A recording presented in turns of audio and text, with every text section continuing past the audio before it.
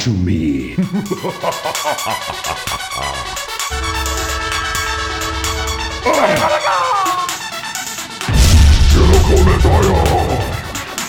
the fire of the netherworld! Get the fuck over here! Finish him!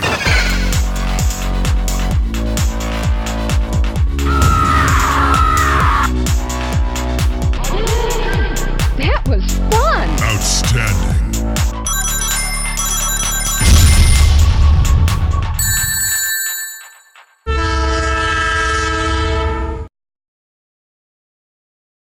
Yes, welcome back on board the Pain Train, ladies and gentlemen. Today, I have got a special video for you guys today. We are going to be talking about all things Mortal Kombat, but mainly all things Mortal Kombat 11. And I'm not the only one here. I have some special guests. Please, guys, introduce yourselves to the people. Hello, everybody. It's BruskPoet Productions from YouTube. Basically, I just do Injustice videos right now. I'm trying to get back into MK. I just need some topics to talk about. Definitely some things in mind. But today we're going to be talking about MK11. So yeah, that's it. It's my YouTube channel. It's BruskPoet Productions, and yeah, that's me. Hey everyone, I'm IshyRoze, and I also do YouTube videos.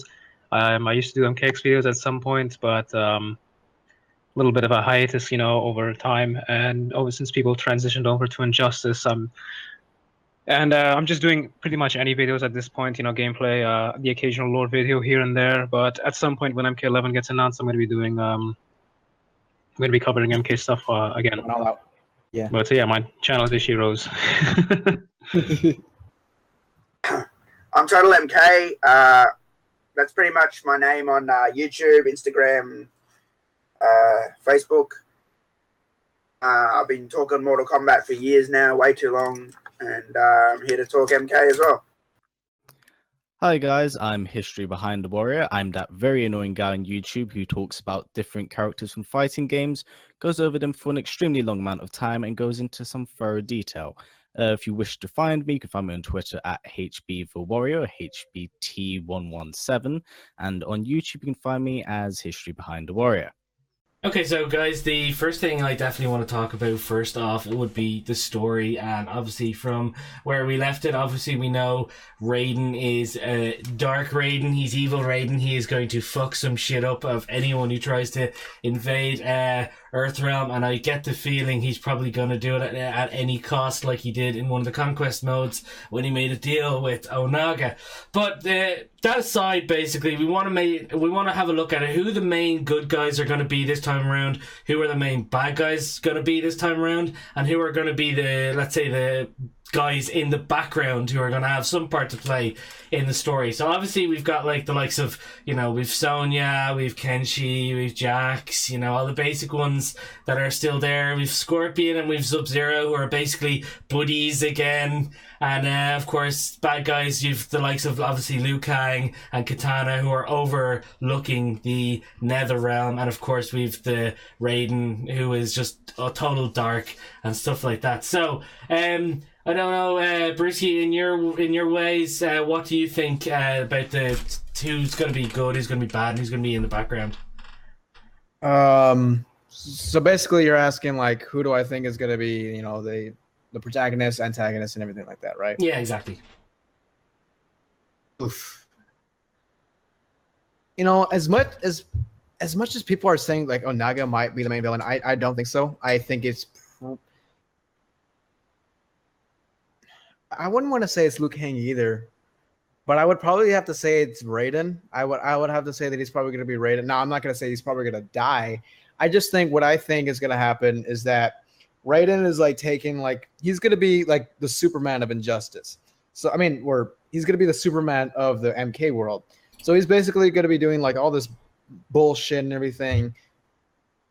And then the combat kids, which are, Cassie, Takeda, and everything, they're going to be like, okay, Raiden, calm the fuck down, man. Like, you got to stop with all this, murder, or if he does that or something like that. Everything like he does, like he does it to protect Earthrealm, but like it's just extreme measures, like how Superman does it in Injustice.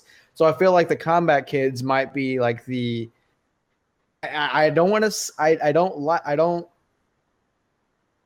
some way I feel like it's gonna be right. I feel like the combat kids are gonna be the heroes again, but I feel like Fujin is gonna come into play and kind of like guide the combat kids.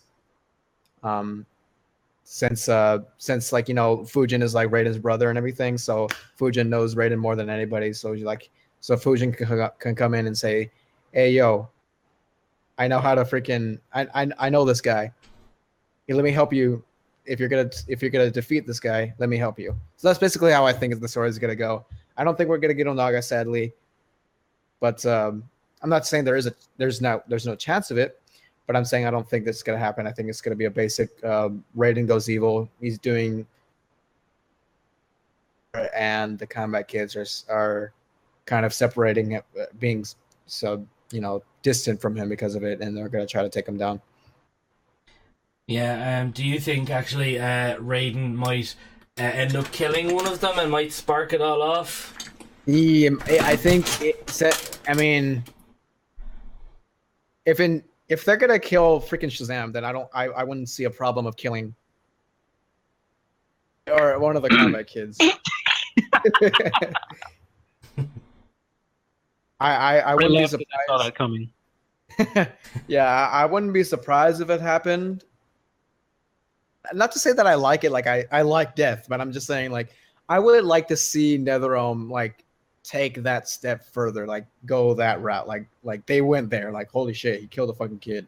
I mean, they're in their 20s, yeah, I know that, but I'm just saying, like, goddamn, this guy's Raiden's not giving a fuck. And like if it's Jackie, Jax is gonna go in and fuck some shit up.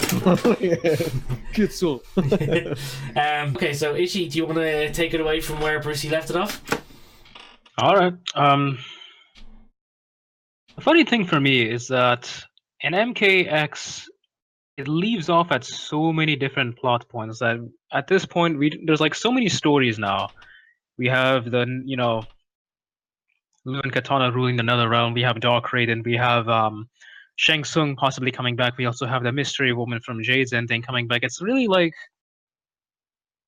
story was, and that's why I kind of hear people going like, we're gonna get another we're gonna get sort of a Deception remake the same way MKX was a remake of MK4. And I'm looking at that and I'm like, I don't think so. I don't know if we're getting Onaga or not. I mean, we probably could be if they pull off like an Injustice 2 sort of scenario where it's like a good portion is going to be focused on, Raiden and stopping him, but then say Onaga comes in like the third act or something along the lines of that. Because with the 2011 reboot, we had a clear idea of who was going to be the bad guy, and it was Shinnok. He appeared in the last scene. But yeah, like I said, MKX, it just sort of leaves off at points. And we kind of know the story already. If you like follow not just the cutscenes, but the game endings too. It's like I have a feeling like a good and the Shirai Ryu attacking Outworld, and Kotal Khan is sort of gonna basically implore the Elder Gods to start a Mortal Kombat tournament of their own. And I honestly hope to God it's not just another lava monster.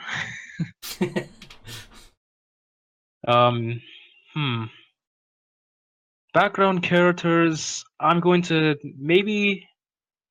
I feel like at this point we're gonna probably. I mean, I might be a fool for saying this because given NetherRealm does have a now recent history of just making really safe, sterile rosters for the MK games, so if they do take the risk and not include too many trilogy characters, I'm gonna throw a wild guess and say maybe Johnny Cage is gonna spend the majority of the MK11 story mode in the hospital bed giving advice and stuff. Yeah, the story details. Honestly, hoping to God Fujin comes back. I mean, at this point, you can't have a Dark Raiden story without Fujin, so it's like maybe they're gonna finally give Fujin his deserving spot as the new mentor and fitting. Yeah. Of their sort of teacher, the same way the last generation had Raiden, even though fucking reboot Raiden was not even a fucking mentor in the reboot, so it's kind of awkward.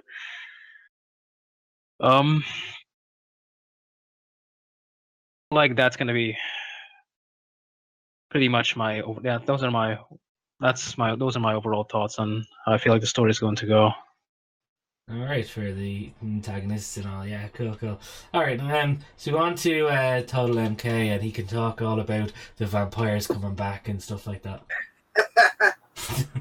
That'd be nice. I don't know if they'll ever do that, but the way I see it, yeah, they're setting up the Dark Raiden storyline because look, it looks like no matter what timeline you're in, Raiden ends up becoming bad. Like even in Mortal Kombat 1, when you beat the game, you got the bad ending. Raiden sort of kills everybody.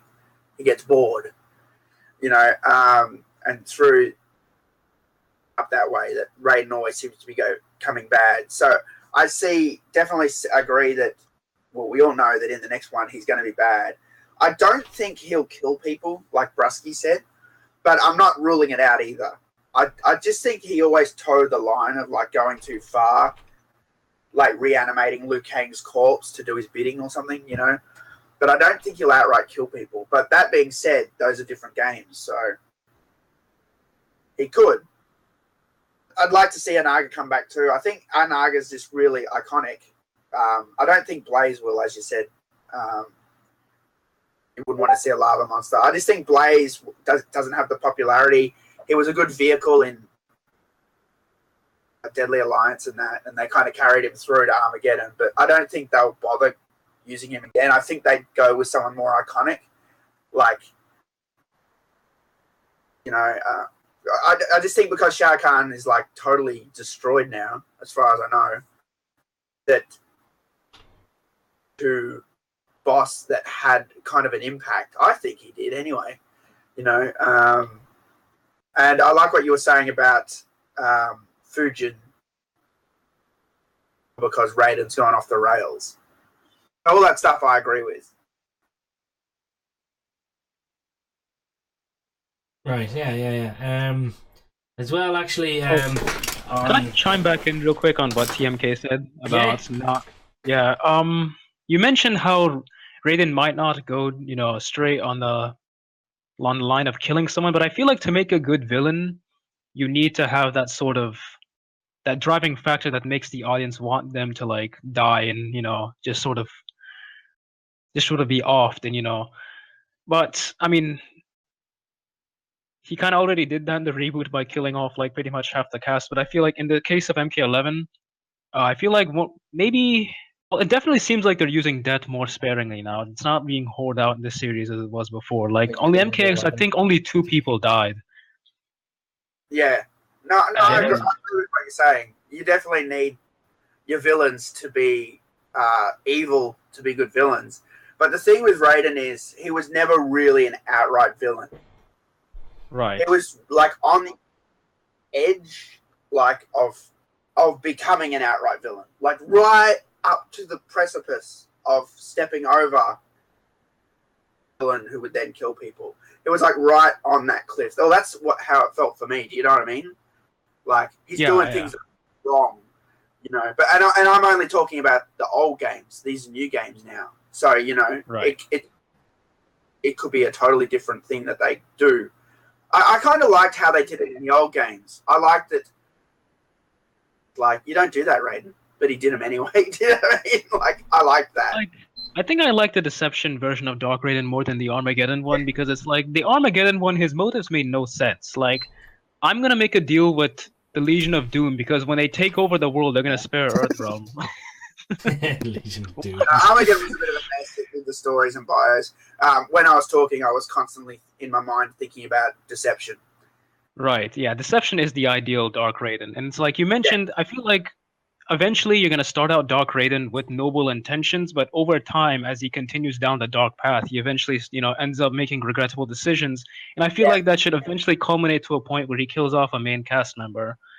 Yeah. And I mean, honestly, but I wouldn't be surprised if he kills off Johnny Cage. Oh, that would be sad. That would be sad. Just be depressing. Oh no, it's Annihilation all over again. Oh boy. Can I just pose a question? Right. Do you guys think... You broke up there? Do you guys think Shujinko will come back? See, there was Honestly, there was a mention of Shijinko in one of the endings, wasn't there? It was Cassie's. She Yeah. beat the tar out of him. Mm. Absolute tar out of him. So assuming that's I canon. don't think that's gonna be canon. That's fuck. No, fuck that. yeah, but the thing is, it does seem like NRS are wanting it, like they want to tidy up their universe because they have a lot of the MK4 characters onwards, and they have been killing quite a lot of them off. And it does seem like with this new generation, they kind of want to start off on a clean slate. So Yeah, but It's We've gotta realize- unfortunate that the trend goes on. It's like how many console era characters we can kill off, and that's just an unfortunate trend that the comics have been doing, and it's like 'cause it kills a lot of the it's potential. it's retarded because, like, I at the same time, even though they are kind of killing them off, at the same time they're bringing them back because you can with the many cameo, like all the cameo, or not all of them, but like the cameos in MKX, Serena, you got Serena, plus you got Baricho, he was in the game, and then Frost. You can tell that they're trying to bring the 3D era back. Yeah, but they're being very selective about it too, And though. It's like they're being picky. Like, okay, we'll just pick the ones that we like, not the ones that you guys like. yeah, it feels like more that we don't like. cameos because you can even tell from what they did with the whole like Havoc thing in the comics with the like they did include a lot of people from that era, and they did play somewhat a bit of a role, but like I said, it just seems like at this point they kind of want to make up for their kind of mistakes because stuffs in the Mortal Kombat universe kind of start to get quite jarring from the 3D era onwards because they started to I guess they did want to start focus like more on story, but at the same time with a story mode like that, you can only kind of get to a few characters. You can't get every single character into one story mode. Hell, it even happens in Mortal Kombat X with the new characters, and it just I guess seems that's like... why they're doing the Sorry? comics. Sorry Yeah. about that. Yeah. No, it does make sense because they're giving those characters the limelight they didn't have in the original timeline, but also at the same time, it does seem like they want to clear up the universe because they're obviously trying to reinvent the Mortal Kombat franchise to the newer generation. Because hell, that's the main reason why they did the reboot. They know Mortal Kombat does sell money, and hell, they think let's introduce this new let's reintroduce this universe with new characters. Let's show the old ones, but also show that hey, we can always keep making characters that reference the older characters you like by kind of reinventing them. Hence why you have people like Cassie Cage, although she's rather controversial with her ending in Mortal Kombat X. There's just it's like passing down the torch. But the thing is, like, you can only be so subtle with it in certain ways. Mortal Kombat X ending being quite evident of that. But I do see what they're trying to do here. They're doing it quite well, but like bringing in enough, like I don't really see them bringing in a lot of the like 3D eras because hell, I also don't see them. I also don't see them bringing in any more new characters in MK11. I feel like the new characters are the new characters. Like they are in the next generation of MK11. No more. Maybe one or two, but not as much as it was in MKX. Which the one or rest is two on probably, the roster, I'd say. Worst comes to worst. I feel like because like Brian Travis said, he was actually supposed to be DLC. He was almost DLC in MKX, so I feel like he's probably going to come back in MK11. Maybe like as a dark side, not like a roll the story, but we'll talk about that later. But yeah, Ishi, what were you saying? Oh no! Oh wait, I'll go Ishi. Sorry, So, me. yeah. Ishi. Yes, that's you. Yes. History Behind the Warrior mentioned something about the opportunity of telling the series' story like to a whole new generation. While I do agree that a reboot is a way to go, I just wish they retold the original stories as opposed to or at least change the right things. Because I do agree that the point of a reboot is to tell the story with different takes, but the original trilogy already had good storytelling to begin with. The series' story only started going downhill when Deception started because the conquest mode became so convoluted and inconsistent, and Armageddon and Shaolin Monk sort of continued on that trend. because I mean, at that point, Tobias left, and it didn't really seem like they had a professional writer to continue working with, so they had to like rely on memory. Right. I mean, I don't think I agree with that. Because like John Vogel's always like written a lot of the stories. John Tobias like designed a lot of the characters and wrote some of their backstories. It's true, but John Vogel's always sort of done the main storyline of the MK games. I think Deception was on track with the story.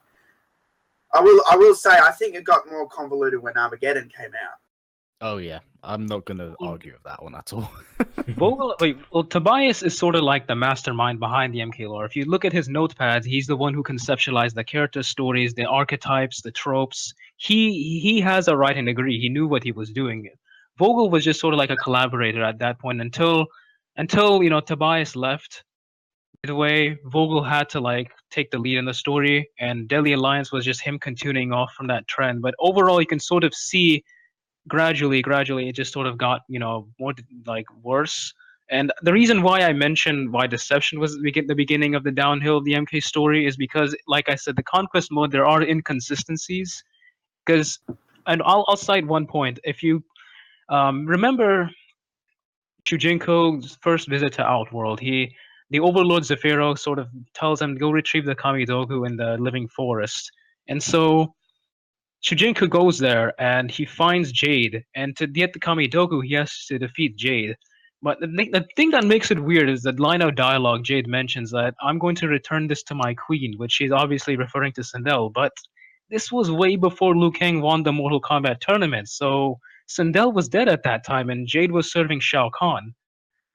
And another of the bigger ones was when Shujinko was sort of arrested by the Satan Guardsman Hutaru, and he's basically, between the events of Deadly Alliance and Deception, he's in prison for like 10 years or so, because we see the age transition. He turns into an old man, his 60s.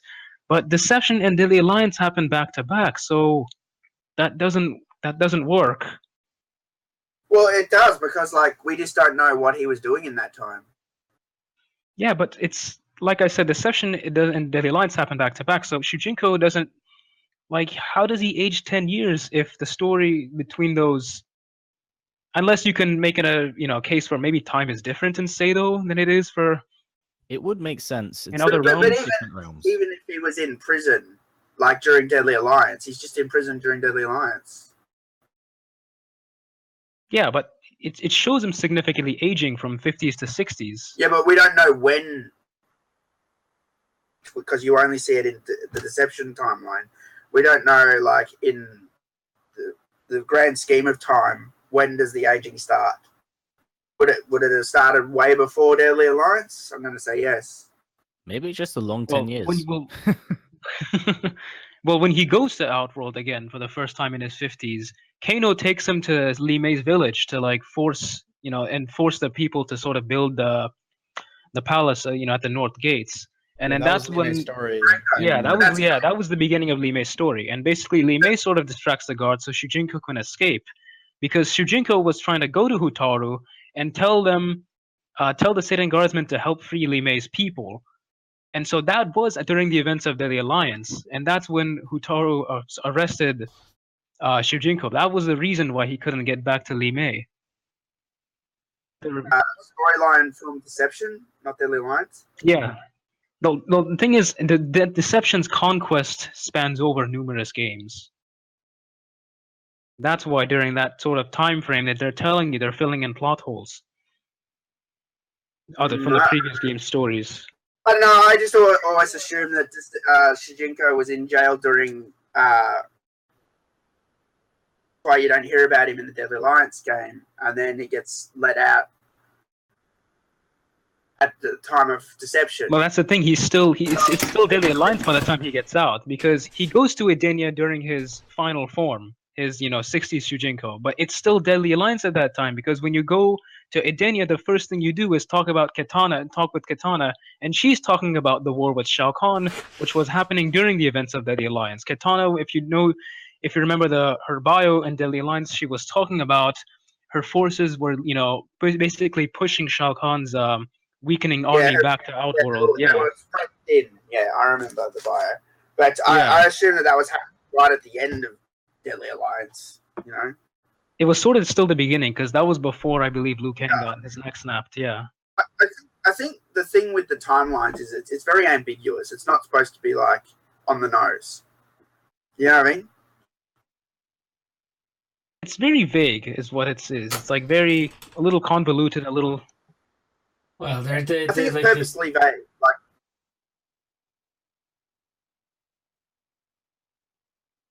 hello? Yeah, TMK? Sorry, I thought Pain Train was chiming in. I was just saying, I think it's on purpose that it's vague. You know, I think they just want to set up the events, and I think it's impossible, like you said, with the amount of stuff going on, to have like a perfect timeline. You know, there's always going to be little mistakes. Yeah, it's like it feels like with every game, things just start to get more and more confusing. Yeah, I think Armageddon really screwed it up. I think it made a lot of problems. Yeah. Like Armageddon had some really cool ideas, like with Taven and Dagon and that. But it felt... It's cooler on paper than it actually is when it's made. It's just, it's one of those things, unfortunately. Set up MK9, which had one of the best intros ever, that everyone was dead. And that was because of Armageddon. But it's just everything else that happened in Armageddon. Like, what were the individual characters doing? The main Armageddon storyline was good. But it was just like, what's everyone else doing at the time? Which is that's where it gets all like messed up, because some didn't have bios and some did. And there were the endings were kind of weird. And yeah, that game's endings were like easily the worst written ones in any game. Yeah, man, like Smoke freaking he just turns into a giant cloud. Yeah, Smoke is like he becomes a planet of smoke. Yeah, I honestly think that they didn't really want to have those endings as like any sort of way canon, really, to be honest. They were just having fun with what would happen if they obtained the ultimate power. And then obviously they were just completely messing with some of them where, as you said there, Smoke turns into a planet of smoke. Like, you're like, oh, how do we do this? That just makes this just so funny right now. Like, go big or go home, man. And it doesn't really help that the 2011 reboot sort of shits all over it, but in a way that like it still screws things up, because killing Shao Kahn does not stop Armageddon. No, of course not. And it's not really what Armageddon was about in the first place. No, it was the whole thing of the gods. What Raiden was there? I'm stuttering like an idiot. What Raiden was trying to stop was his vision of seeing Shao Kahn getting the ultimate power. So yes, it doesn't stop Armageddon, but he was trying to just stop Shao Kahn, because that was the vision that sent, that he gets the ultimate power. True, but if you stop Shao Kahn, someone else will just get it. Right. And the question is, who's that going to be now? Is it going to be a Naga? It's like a fixed point in time. It's going to happen. It's only a matter of who. It might be Raiden now, because Raiden and Shao Kahn were the last two people on top of the Temple of Argus. Well, right. Don't forget now that apparently there's a small piece of Shao Kahn in Ermac, so maybe if Ermac grabs it, maybe Shao Kahn can come forth and come back. I remember that theory. I don't think that was meant to be taken literally. I feel like the thing is with the speech patterns in the MK characters, they always like speak in it's like in a figurative sort of an analogous way. Like, I feel like when Ermac says Shao Kahn is part of us, it means like his legacy is a part of us. Right. Okay. Ouch. Fair enough. So are we finished talking about Shujinko now? One thing I wanted to say, like, it's kind of confusing because Brusky, you sound like Triborg, just so you know. Cheers. Yeah, it's been kind of going on for like the last 3 minutes, and we just haven't said anything. It's been coming true, okay, but it's it was just like. I'll change my mic real quick. Maybe just exit and come back in or something. Yeah, it could just be that. Yeah. His mic was fine for a good. It was when we all talked at the same time that seemed to just like annihilate Brusky. Annihilation. No, you give me flashbacks, man. At least that like 30-minute Shujinko chat can go underneath the returning characters. Yeah, it's funny. Like, this is exactly what I'm saying. When I talk MK, I always I can't help myself. I always go off into tangents just because how much I love the story of this series. Mm. You live, Brusk? He's There's my only- brother from another mother. He's muted. You guys can go ahead and talk. Oh, Wait, there you do I go. sound Oh, yeah, you're perfect now. He lives. Okay, all right. No, okay. Well, one thing I was gonna say about the confusion about the Shao Kahn being a part of Ermac, it was also kind of confusing when Ermac spoke in the intro, and it sounded exactly like Orin, but apparently that's freaking Gerard. Gerard, that's fucking retarded, man. Fuck this. It's weird because he sounds exactly like fucking Orin, and then it's Jared or Gerard, like what the. Oh, the Yeah, dragon. that's sort of thing. Yeah. Gerard Yeah. never had a voice actor to begin with, so I'm not really as angry about it as you are. Yeah, but man, that got me so hyped. I was like, oh my god, Orin's back in the canon. And that's But it's another fucking thing. Gerard. That's another thing as well. Actually, the dragons are in some of the endings, aren't they? Yeah, they're yeah. in- That's what yeah. I wanted to talk about that, but I think we should go on to the next topic. Yeah. Okay. Yeah, no, we'll have a chance to talk about it. So, well, the next topic. Oh, so actually, Warrior, did you say your thing about the protagonists and all? I'm not gonna lie, we went on a tangent for that long. I actually completely forgot about the question. Okay, so it's basically like who's going to be the main good guys, bad guys, and guys in the background of the story, more or less. Well, the thing is, with how it looks now and the multiple plot threads, it's very kind of hard to say. I'm not gonna lie. They're obviously painting Raiden as the main antagonist, but I've also been thinking, the MKX story got a lot of flack for being quite short, whereas Mortal Kombat 9 kind of wrapped up 3 story arcs into one game. So I was kind of thinking, what's the chances of maybe the next MK game wrapping up Deadly Alliance and Deception into one game?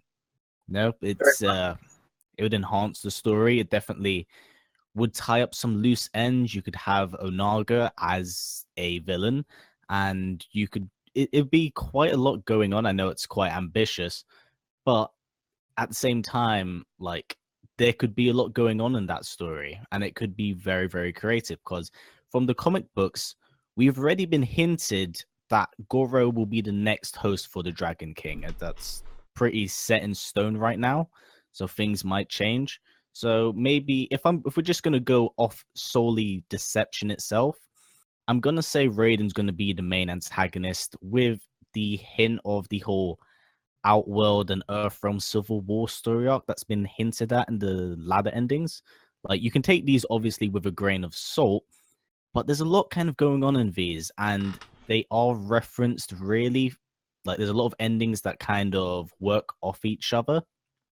And I don't know, like, from seeing all of those endings and the picture that's being formed from that and the obvious Dark Raiden arc we're getting, it seems like the whole Deadly Alliance thing, it's going to get pushed over to... I feel like that's going to be pushed over to the side for the most part. And I feel like for the first time in an MK game properly, we might be able to play as like the characters from Outworld. We'll be able to step in their shoes, maybe have them be the protagonists, maybe have some of these special forces kind of be in the middle, with Raiden and the Shira Ryu basically enforcing their will on Outworld and wanting to kind of control that realm. And it's like the whole kind of Injustice Superman story arc since NRS are currently working and have made the game. The whole kind of, I don't want to so much as like kill everyone that's there, but I want to make sure that they're in the palm of my hand. I don't want to see anyone that goes out of line will get put back in place. I don't want to kill you, but I want to control every single thing you do and make sure that I have my eye on you. And that seems to be kind of where they're going with this. Now, that's where I kind of say maybe if they roll up 2 stories into one, we could get quite a lot out of this. Maybe we could have that pan into Deadly Alliance, maybe pan into something a bit with Deception. But I haven't thought that far into this plan. But for now, if we're just going the whole Deadly Alliance story arc, I'm probably just going to say Outworld would be a nice change of pace. would give a whole different kind of perspective on, I guess, what we see of the Mortal Kombat franchise, as we don't normally play as people outside of Earthrealm. So it would be quite nice. And yeah, for the most part, I do see Raiden as the big bad. Like I said, we're just talking about Deadly Alliance. But yeah, that's really where I really kind of stand for Mortal Kombat 11. It's quite ambitious, I know, but I think NRS are very in touch with their community, and they kind of know what fans would want in their game. But I guess that's something we just have to wait and see at the end of the day. I don't know. I'm still waiting on Spawn here. They're not getting on, man. Actually, to say what you're talking about in terms of like combining Deadly Alliance and Deception, like I'm all for that, but you have to remember Deadly Alliance was really Shang Tsung and Quan Chi, and they're pretty much both dead now at this stage. So unless Raiden unless Raiden has an alliance with someone, I don't see him being part of that. No. I kind of see the whole Katana and Liu Kang thing kind of being a replacement for that, because they are the only other kind of antagonists that are there right now. Everyone, like Outworld, as from what we can tell, and like from the ladder endings, they're currently they're going to be in conflict with them. Kind of gives the NetherRealm time to do whatever they so happen to wish, and those are the only two revenants we see after the end of the game. We don't see anyone else. We don't see Sindel. We don't see Smoke or even Kung Lao. So that like I said, there's a lot going on here. Like, there's a lot going on here. And the thing is, what I do like about this, there is so much potential that can be used. But it's ultimately up to the writers to choose the best bits that they've left off from MKX and really kind of work off it. I will add this. I want my zombie Liu Kang. Oh man, I fucking love that. I love that, man. That would be nice, yes. Actually, Fucking love zombie Liu Kang. go back to say what he was saying there about like Liu Kang and Katana overseeing the NetherRealm. I wonder, would it mean that like the Deadly Alliance would actually be shifted from an evil Deadly Alliance to a good Deadly Alliance in terms of the NetherRealm siding with Earthrealm to take down Raiden because he's just become way too powerful and he's just killing everybody basically. I feel they're going to just be more outsiders than anything. It's going to be the whole kind of, I'm going to watch what you guys do. Whichever side loses, I'm going to attack that side, and I'm going to... Basically, I could see them picking their time of attack. They can just be watching Earthrealm and Outworld just tear each other to pieces. And when there's barely any forces left, that's when they can strike. And who knows, maybe they could build up this whole story arc through that, and... I don't know. There can be a lot that goes on in this if they choose to obviously go in that particular direction. Yeah, the NetherRealmers, they're kind of opportunists. They're not really the kind of guys who would just charge into a battle and just like or side with the, just sort of, they're, like I said, they're opportunists. They take things with price. Shinnok and Quan Chi actually being a great example now that you mention it. Exactly, yeah. Yeah, it's true. They like to set up a lot of set pieces for the story. So one of the questions you could ask is from MKX is, like you said, what happened to all the revenants? What about Serena? What about those little cameo characters? Could they play a part in the next game? I think a lot of us wanted Serena, a lot of us wanted Fujin, and they were like, I miss Serena. Yeah, I think good character, Yeah. A part of me hopes Kung Jin's ending is canon, because it would give like a lot of reason for those who complained about Scorpion killing off Quan Chi to just, shut up. Refresh my memory, what was Koi Jin's ending again? Well, basically, through his Shaolin training and, teachings, he basically helps Kung Lao recover from his revenant state. Oh, yes. This is actually mirrored in Kung Lao's ending as well. So that's two endings we have arcade ladder-wise that actually intertwine with each other. And I feel like stuff like that gives arcade ladders more validity, because if they mirror each other, it does make sense. Exactly, because in the original timeline, Lena, who was a revenant, sort of recovered from her from her undead state. I think I have theories where Katana actually spent time in the dungeon where she kept Melina, trying to sort of reform and rehabilitate her. So it's like you don't necessarily need Quan Chi, like as the story would try to convince you, because there are other instances and scenarios where they did other things and it worked. Like Well, the only I always came under the impression that Quan Chi's power comes from sort of ruling the Nether Realm, and that's where those souls are kept. So I guess if someone else took over ruling the Nether Realm, they'd have power over to release those souls or something. I don't know. I did feel like Quan Chi would be weaker in the Nether Realm because again, it drains magical power. That's why they erected soul stones in that, in like remote locations where it restores their power. But that's where he's from, the Nether Realm. True, but it's like Quan Chi is a free roaming sorcerer. He can go anywhere he wants. Like he doesn't necessarily need to stay in the Nether Realm to be powerful. In fact, if anything, like I said, Nether Realm drains magical powers. And that's one of the reasons why Scorpion was like easily always catching up to Quan Chi, because he was weak. Stronger. Where are you getting that from? I never heard the Nether Realm drain magical powers. It's from Deception. I'll link it to you. Yeah, I think for the most part that does happen, which is why like Raiden doesn't oftenly go to the Nether Realm, because it makes. I him, think like, he mentioned that super at MKX too. No, but Raiden loses powers when he leaves Earth. Oh, okay. Yeah. He's just a god on That's Earth. why he goes back to the Jinsei to recharge, because it's outside of his native realm. Yeah, and Quan Because, Chi's... like, if you think about mythologies, you know, Quan Chi and all that. I know mythologies, right? But if you think about Quan Chi's story, he has all his power in the Nether Realm. Like, he does all weird shit with souls and all this weird sorcery. And you're right, he's free roaming. He can go wherever he wants. But I only thought the weakness he had, and I know this isn't canon by any means, but the TV series, when he goes to the Cobalt mines, because Cobalt has been identified as something that drains magical powers. You know, I always just thought that was his weakness. No, it's literally any magical entity.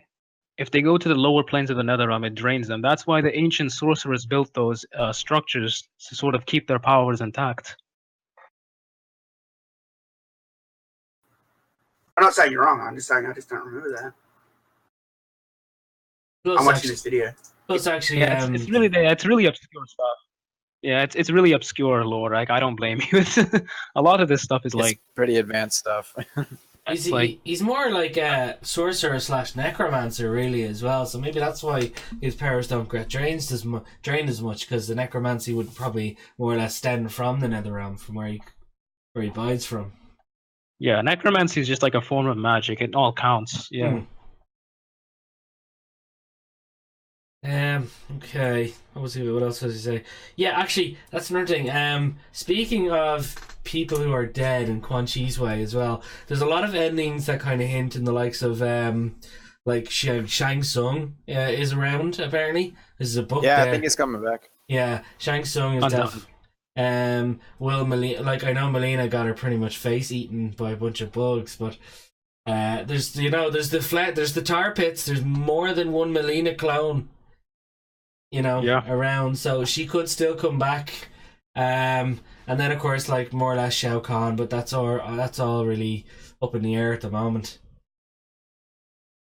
Yeah, I wouldn't be surprised if Melina came back, but I am also not expecting Melina to come back. But I wouldn't be surprised if she did. Honestly, I hope she sits out the game. I'm getting really.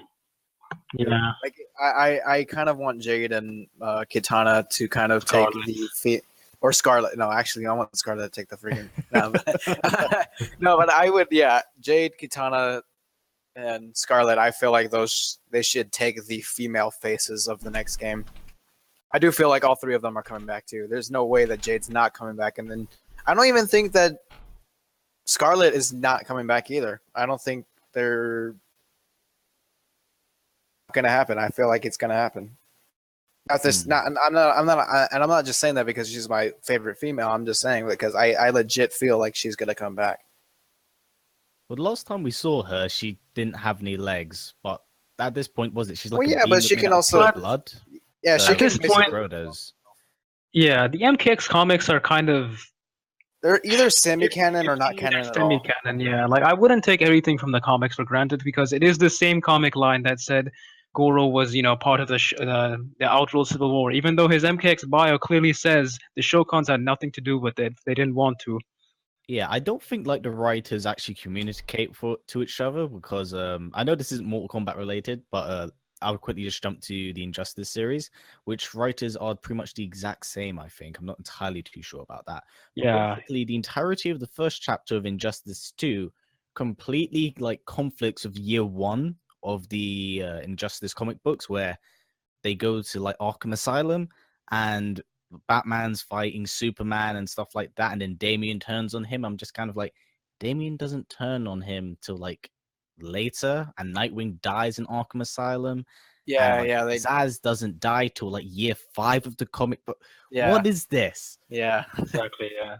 There doesn't seem to be enough Yeah, and then- communication between the comic writers and the actual game writers. Yeah, because Kittleson didn't work, and I'm not bashing Kittleson or anything, but Kittleson didn't work for NetherRealm. Like he was basically on his own, so I don't really blame him. Yeah, and he didn't really have much source material to begin with, is what we're saying. Like, I don't now think he does, though. He knew that the works now. Kamidogu were not daggers, and I don't blame him.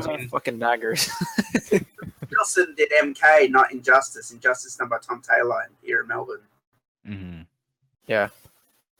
Yeah, communication, guys. Come on. But Where did you get these guys? Where did you get these guys? Tom Taylor's I love Kittleson though. No hate intended. yeah. Oh, It no, was no, a that's really good. good co-atoll. Yeah. It did. It was really good with the MK. They're both really good. I think they're both like working together. Yeah, now, yeah. He works sort for of thing, NetherRealm like- now. Nice. good. All right, we want to move on to the next topic. Actually, that's another thing. We saw at the end of the MKX ending, Raiden's dark and all, but he also has Shinnok's amulet. I wonder, is that going to come into play at all in terms of like, I wonder, is that corrupting him at all, or is he just using it for his own benefit now, or what do you think? Own benefit, I'd say. Yeah. Because basically that thing just juices up any person. It's like a goddamn walking power battery at this point. Because like Shinnok used it for the most part because that's where his power initially came from. And the only reason like Raiden's turned all dark and stuff is because he had to absorb that negative energy within the Jinsei that Shinnok had put in there. So by doing that, I think that they're heavily implying that by absorbing those energies, he's mentally and visually being influenced by what Shinnok is. I think that does seem like where they're kind of pushing for it. I think his corruptness or corruption came from the Jinsei. I don't think it came from the amulet. Yeah. Yeah. Wait, is that what you said, or did you say that? Yeah, no. I basically said like the amulet he's holding is basically what he's using to become stronger. Like he's already fucking powerful as he is. He's just using that as a car battery essentially to power himself up. Yeah, and I'd imagine the only reason he was able to wield it was because he got corrupted by the Jinsei. Mm-hmm. Yeah. And after beheading Shinnok. It's really interesting because even from a design standpoint, you can see a lot of Shinnok influence on him. Yeah, the clothes and Yeah, you all that can. he's wearing.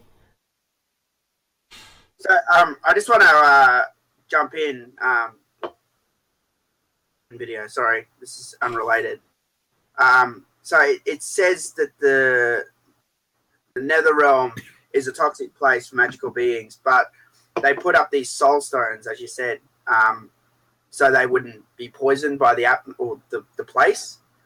So I guess you could say that as the story's gone along, that the soul stones are becoming weak or they're running out or something, and so now it's becoming a bad place.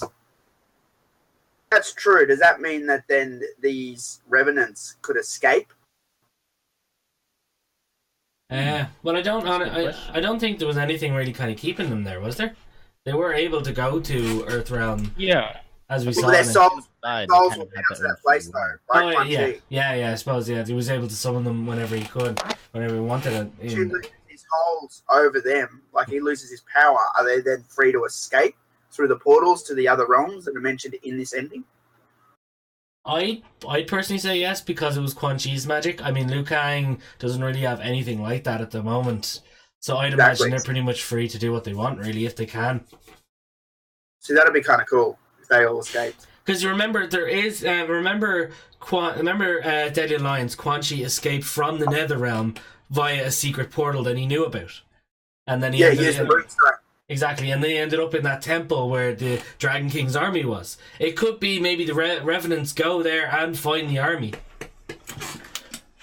True. And then we end up going back the whole Dragon King storyline again. Reptile, get that damn egg. So you're good for. Reptile, you poor son of a bitch. What did I go wrong with you? I know. Jobber of jobbers, man. He just hasn't been the same since MK3. Life was ruined the moment he rejected sex. I liked it. I liked it in MK4. Cutie, hello, darkness, my old friend music right about now. Oh boy. Poor Reptile. Well, personally, in terms of story, I mean, what else can we really say, you know? Oh, I do feel that Taven and Dagon are coming back without a doubt. Yeah, I mean, the dragons are there. Yeah. They're definitely there somewhere. Yeah. Actually, because, like... Go on. Oh, go ahead. I was saying... Oh, my God. Okay, you first. Okay. I would say that again because I say it for a lot of things, but still, I would say there is no way that Taven and Dagon aren't making a return because in this MKX story, freaking Kenshi tells Takeda like, "Hey, we're gonna go on a mission to find your mother's killer, or my wife or your mother's killer," and it never happens. But in the ending, that's what happens. That's what they do. So I feel like that's gonna be played out in a cinematic way. In MK11, I feel like that's going to be like a side story for those two characters, and then we're going to see Taven and Dagon because obviously they were in the ending and they were involved in that, and that's awesome because Taven is like freaking oh my god, he's my favorite 3D era character. I know that's a weird thing to say because it's not usually the common thing you hear, but still, man, I freaking love Taven. It's an interesting idea. Oh my god, I'm going to die of laughter if this somewhat does happen, but instead of actually putting it into a game, they decide to instead completely do a spin-off comic before Mortal Kombat 11. Oh, that would suck ass. That would suck ass. They skip they freaking kill Taven and Dagon at the last page. You're like, what the fuck? Oh god, that would suck. New timeline, killing off your favorite 3D era characters in 2011. I swear, if they touch Nitara, I'm done. Fucking done. I wouldn't be surprised. He just wants his vampire woman. You're gonna be called you're done with MK. You're gonna be called Total Injustice. Total IG. Total Killer Instinct. That will never fucking happen. That will never fucking happen. Everyone always says that it hates the 3D characters though, but I don't know if that's true or not. He hates a good number of them, is what I think. If I see him in Chicago, I'll ask him. I know. I mean, you can kind of see it because they man anything anymore besides little cameos. No, but I think but it's not yeah, if they throw everyone in, then you get this fucking Armageddon again. You know what I mean? You get a yeah, that's true. A blender of just all this shit. You get all these Movados and Suhaus and all that garbage. Well, you get some troll going, I want Tremor in the game. Tremor's the best thing ever. That was just a troll, man. As someone who doesn't like Kira and Movado, I feel like there's always still potential you can do to rewrite those character stories, and that's why I think the new timeline's a good opportunity to do it. But they don't do it; they just reuse the same characters' stories and they kill them off. I don't understand. That's why I feel like I like Kira a lot, and I feel like you can change the story to make her a female mercenary, a female Deathstroke. That's my idea of a Kira, a female mercenary, kind of like an assassin. Deathstroke essence in that character. I feel like that's what you can do, and then people will like her because everybody likes Deathstroke. Right. Well, she could be a good counterpart. Kira could be a good counterpart in that regard to Aaron Black. Yeah, something. She like could be like the guy. She could be the girl who hates Aaron Black, or is it Aaron Black competitor? You know, if they did write it that way. I feel like Aaron Black is like a Deathstroke type, but I see what you're saying. Yeah, well, you know how he's a mercenary and Yeah. It's hard, dude. Oh, sorry, wrong character. No. Tara, is it just me? Am I blinded? I just think she's cool. No, I love agree with you. Natara. I love Natara. Yeah. You do? Bring back Suhao. Everyone likes her. No one- I love her. You know, I like Suhao just because everyone hates him. I'm gonna be honest. Guitar I can feel like bite me any Suhao day. is one of those characters that is like, it's that amazingly shit. You kind of like him. It's one of those. It's like Sharknado. It's so goddamn bad. It somehow comes out good, and you don't. Like you know like why. him out of sympathy. I like him out of pity. How about that? That works. Better way of putting it. It's like the same way with Reptile. Like you feel bad for both of them. Like it's okay, Suhao. You'll get your time. Except I really, really like Reptile and only wish That the is best for him. But for some reason, NetherRealm hates him. Here, guys, let's not forget the most important character of them all. Mocap. Mocap. You know, I don't mind Mocap. I know he's a joke character, but then, yeah. Or meat. Suhao's wit really is. He was self-sufficient for what he was. He was a joke. So Yeah. the joke paid off. It's done. You know, so I don't know why people hate mocap. You know, people. I it's got funny- a lot of crap for hating on the mocap. But I'm like, well, mocap was a joke, and that's how it went. And the joke's done. It's, you know, but Tremor was just a shit character. And that's what I was saying about trolls, man. They always troll for the dumb. Have you noticed? As soon as they got Tremor, as soon as Tremor was in the game, they then flip-flopped, and now they're all saying we want Chrome. Oh, let's not. Oh God, don't. Yeah, don't mention Chrome, please. They pick the worst fucking character as a troll. They do it. You know, Everything He's a goddamn ninja. Why else? I kind of blame Tremor because I got super annoyed when I kept saying countless petitions. Put this character in MKX in the combat pack 2. Put this character in the combat pack 2. Like every character had a fucking petition. Like holy fucking god, man! Shut the fuck Get ready, up. get ready for those MK11 petitions because they're coming. Oh yeah. my god. Oh god, there are some terrible ones for Injustice 2 right now. There was one for Aquaman recently since he got nerfed in the game. It was bring back Aquaman and make him top tier and like give him buffs. God. Are you fucking mad?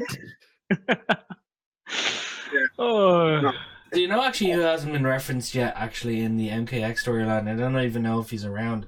Kai. Oh, I miss Kai. Because doesn't Raiden give Kai his like lightning staff to go off? You know and- what? well, that was the original timeline. The new timeline, I isn't even That's fucking basically- mentioned. That's basically his ending was like Kai's ending. Freaking Raiden. Kai's ending in MK4 is basically like Raiden saying, "Hey, here's my stick. Adios." And then next game later, give me my fucking stick back. Yeah, here's my stick. It's not gonna work for you, but it's just a stick. It's a I feel walking like it was stick. more of like Yeah, a here's my one stick, and then the done next game he's thing. like, "I want it back." What really happened was Raiden was in love with Kai, and he bent him over and said, "Here's my stick." That's my person. Look, just because you don't like Kai doesn't mean.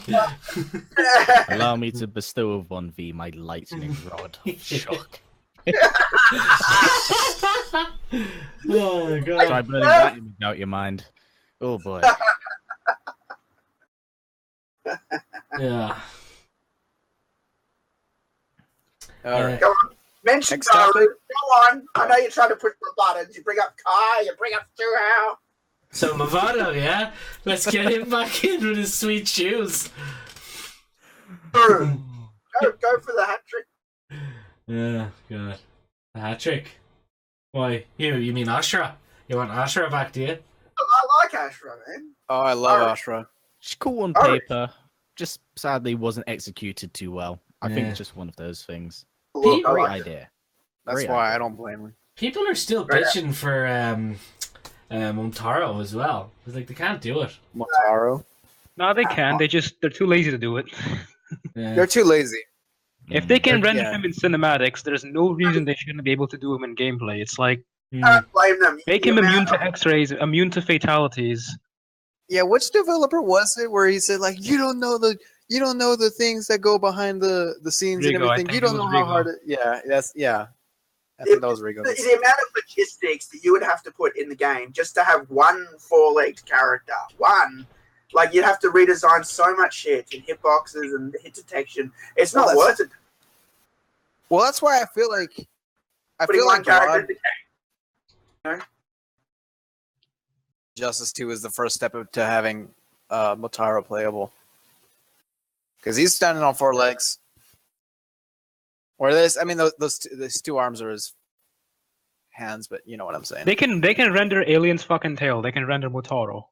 Yeah. Yeah, I know. And you know what's so stupid is that freaking NetherRealm on their Reptile reveal stream, they're like, "Oh yeah, we wanted to give Reptile a tail because we couldn't, or we wanted to give Reptile a tail, but we cut it because we couldn't animate it." And they freaking do it for Alien. Like, what the fuck?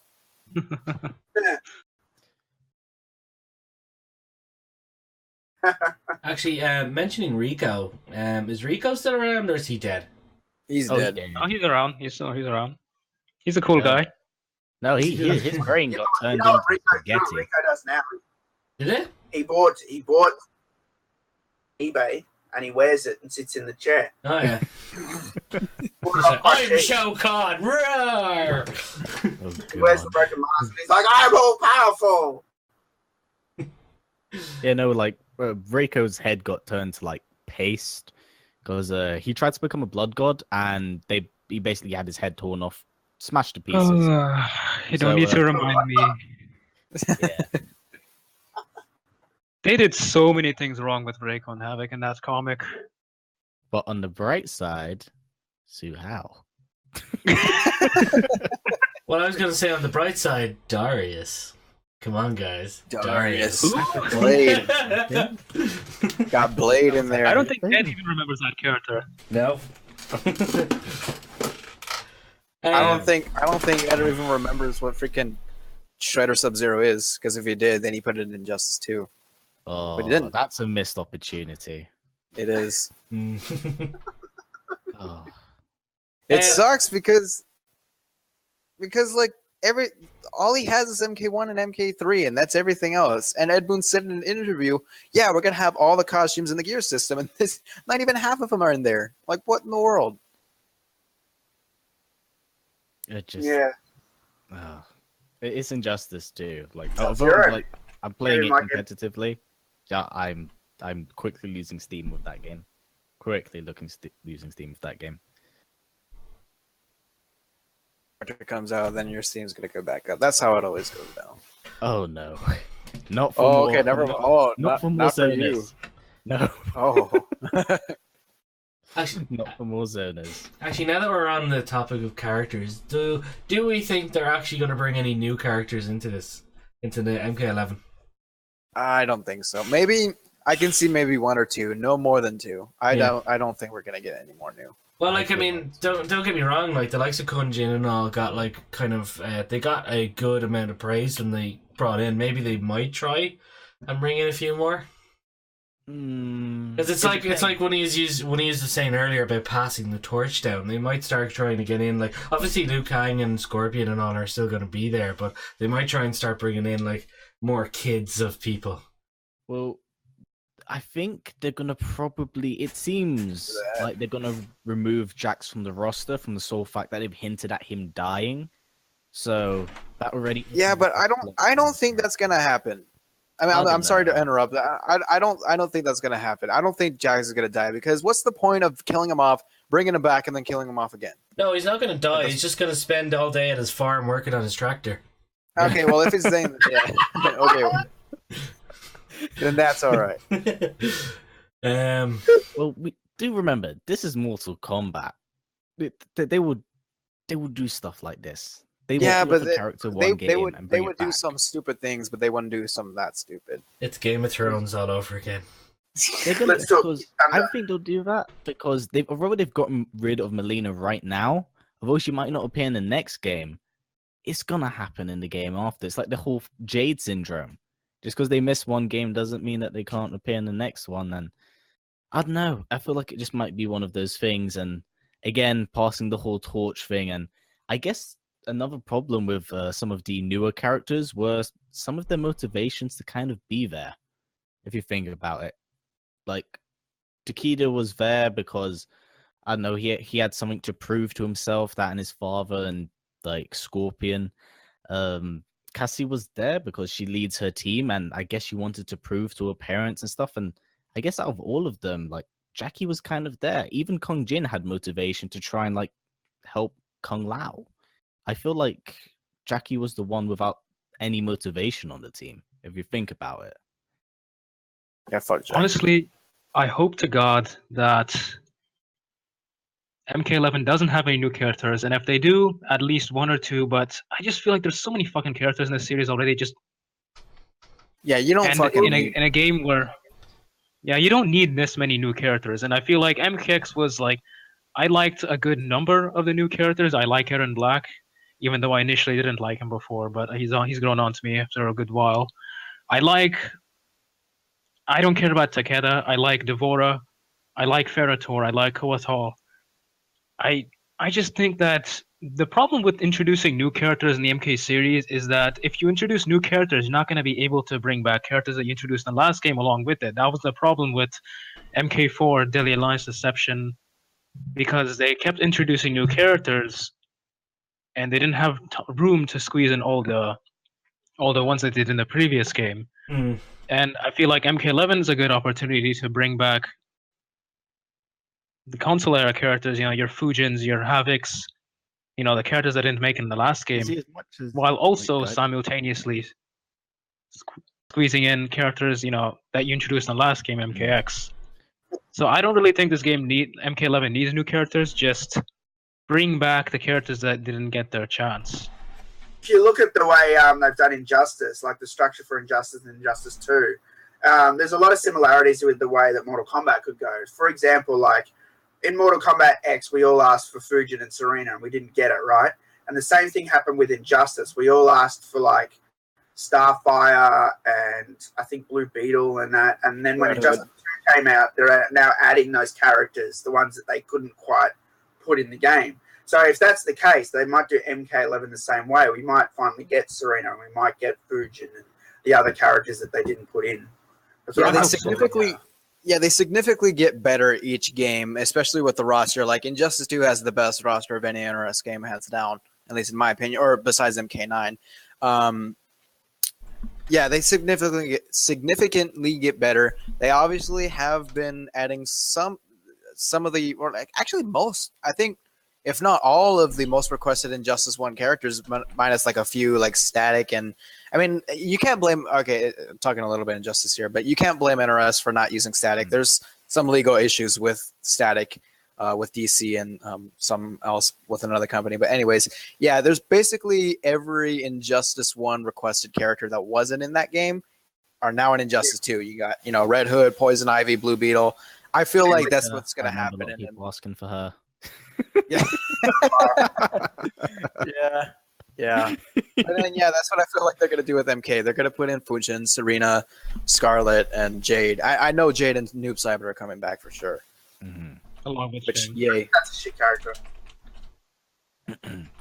You see, the thing is, as nice as that sounds, do remember, unlike NRS games, unlike Tekken, for example, they're not solely heavily based legacy games. They most of the time they will not carry everyone over into the next game.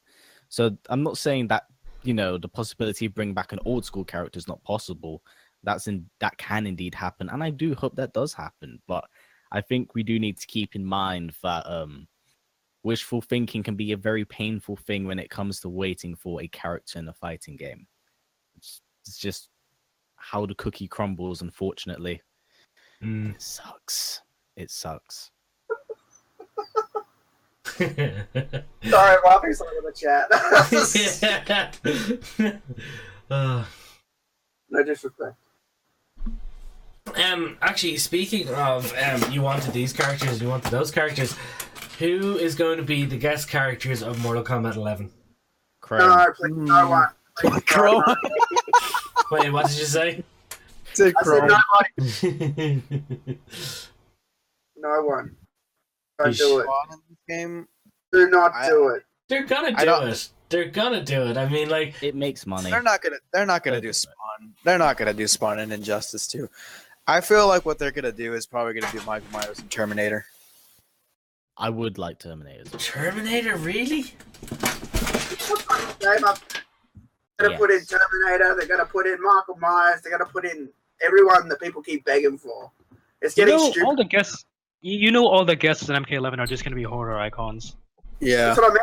Getting dumb. Like at first it was fun, and now it's just stupid. Now everyone expects all these characters, and now we're not getting MK characters coming back because people want to see the Terminator. Yeah, that was the problem. Like everybody says, like, oh, but you complain. Why are you claiming for guest characters in Injustice and you complain for MKX guest character? Well, it's because MKX guest characters were a legit problem. Like they took up half after the DLC roster. Corner. Share our pain, motherfuckers. Share a fucking pain, piece of shit. But anyways, no, Not even that bad. We only know like 2 guests. Yeah, they so far. legit took up half of the roster and half of the DLC roster, and that's a big problem because when you put it all together, there's only 2 MK veterans out of the 8 characters that we got. There was only 2 MK veterans in a Mortal Kombat game, and that is freaking sad. That is ridiculously stupid. First DLC, like they did It a was the perfect. worst thing. They had Freddy, and that was it, and maybe Kratos, like he was Sony exclusive. That was perfect. That was the perfect amount. And I'm not saying you can't have a guest character, but I'm just saying it's getting out of control now. I only want them to put like 1 guest character in the next MK game. That's it, 1. It's gonna get really dumb at some point. Like I feel like they're gonna put in Pinhead, and the only way you can fucking beat him is by figuring out that goddamn Rubik's cube. So instead of like fucking doing anything, it's literally just gonna be Scorpion sitting in the corner, just trying to fucking do that Rubik's cube and hope he gets it right before he gets torn to We have shreds. such delights to show you. Well, didn't someone say the main reason they were bringing in these horror icons was they were trying to make a horror icon game? And I've seen an actual horror icon game online. I think it was just for promotion. Like they usually include a certain guest character for the sole purpose of promoting whatever that character is, in. Like for instance, they included Alien to promote Alien Covenant, which was, I believe, in the development stages or just announced at that time, I believe. But Leatherface? Yeah, all of the guest characters. Jason? Leatherface, yes, Leatherface had a movie. Leatherface is getting a Leatherface is getting a movie. Actually, it's going to be a DirecTV exclusive. Yeah, all of the guest characters in MKX were promotional because Predator's getting a movie next year. Yeah. Jason was supposed to have a movie, but it got canceled. So I'm pretty sure that was kind of they didn't know that. They didn't know it was going to get canceled, but it was in development. Leatherface is getting his DirecTV exclusive movie, and then Alien Covenant. Yeah, So he's the right. key to for cross promotion. Oh, right, okay. So the key to predicting the future MK11 guest line is to look for any upcoming horror films in the future in the next 2 years. And you know what? Michael Myers in Halloween is getting a movie, so that's There you go. We already found out one. And remember, Other than you're not slick. And then Terminator's getting a reboot with Arnold Schwarzenegger returning. So yeah, there we go. Let's go. 2 Michael DLC Myers. figured out already. yeah, Figured it out, man. and Dwayne the Rock Johnson's going to be Black Adam, so he's going to come back. That's why they got to stop. Gonna Out have of to control, man. It's getting really bad. Yeah, it's not even gonna be Black Adam. It's just gonna be Dwayne Johnson as a guest character. It's rock bottom you through a fucking mouth. Screw it. Look, if he doesn't come out in his fight intro yelling, "Can you smell what the Rock's cooking?" I'll be disappointed. Oh. I will not buy that. Here's a question for everyone here, actually, because this one seems to be a trend, and I will see this happening. Who do you think will be the pre-order bonus character for the next game? Shao Kahn. Shao Kahn. Shao Kahn. There you go. Shao Kahn's Doesn't have to be canon. It's just gonna be Shao Kahn. See, Yeah. Damn, I was hoping it was Chrome. Carry on. Well, actually, no. Hang on. They could. Well, no, they probably couldn't. I think he's dead, but they could bring back Kintaro. Well, it's not. It Wait, doesn't have to be again, canon. It's again, okay. it doesn't have to be canon. Like Darkseid isn't canon in the Injustice 2 story. Darkseid. That's actually that's in Sub-Zero's intro, isn't it? We fought against Darkseid together. Yeah, it's cool how they've referenced MK versus DC. Yeah. And it's Even though it's funny, not canon, it's but, just an like, Easter egg. usually when they bring back a character from the dead, they always bring up that bullshit excuse. Oh, he's just a clone. I hate that shit. Or man. magic. I hate that. It's Favorite so- part about this MK was, for years I've been telling everybody that MKDC was canon. And everyone's like, no, it's not. That's just some side game. And I'm like, nah, it was canon. And no one fucking believed me. And you know how I knew it was canon? They told me at Midway. They fucking told me. Oh wow. And then it finally came out like, oh, what? That game's canon. I'm like, yes! I've been saying this whole time.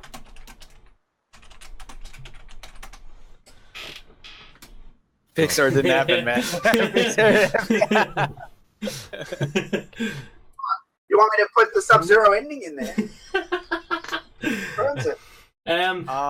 That's actually another. okay. There's another thing I actually want to talk about. Costumes.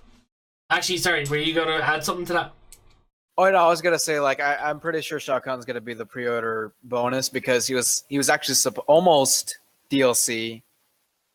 Oh, was he almost DLC? Was he? in MKX? Yeah, Brian Chard. He said, yeah, Shao Kahn was almost DLC in MKX. Yeah. The Combat Pack 2. Really? Did he say that? Yeah, he said that. Brian Chard.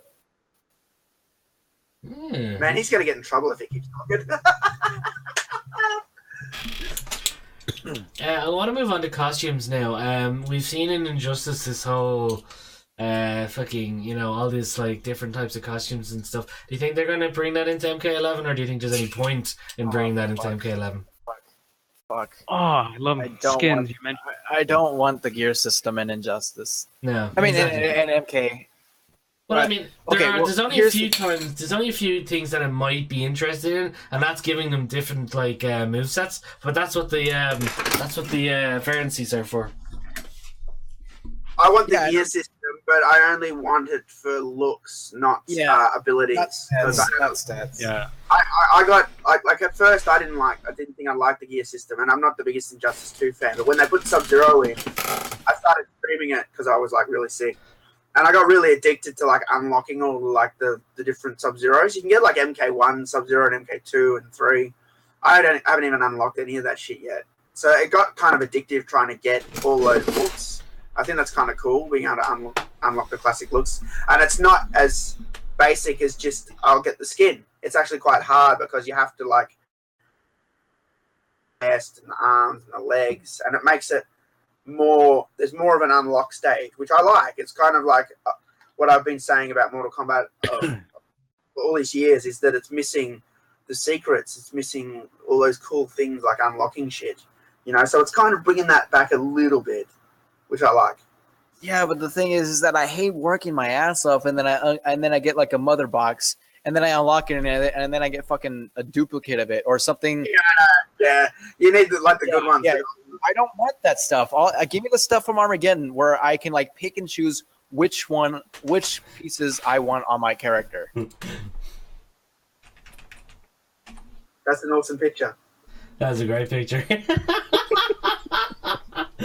What the fuck? Who made this picture? Everyone. Yeah. Oh my god. Sorry, carry on.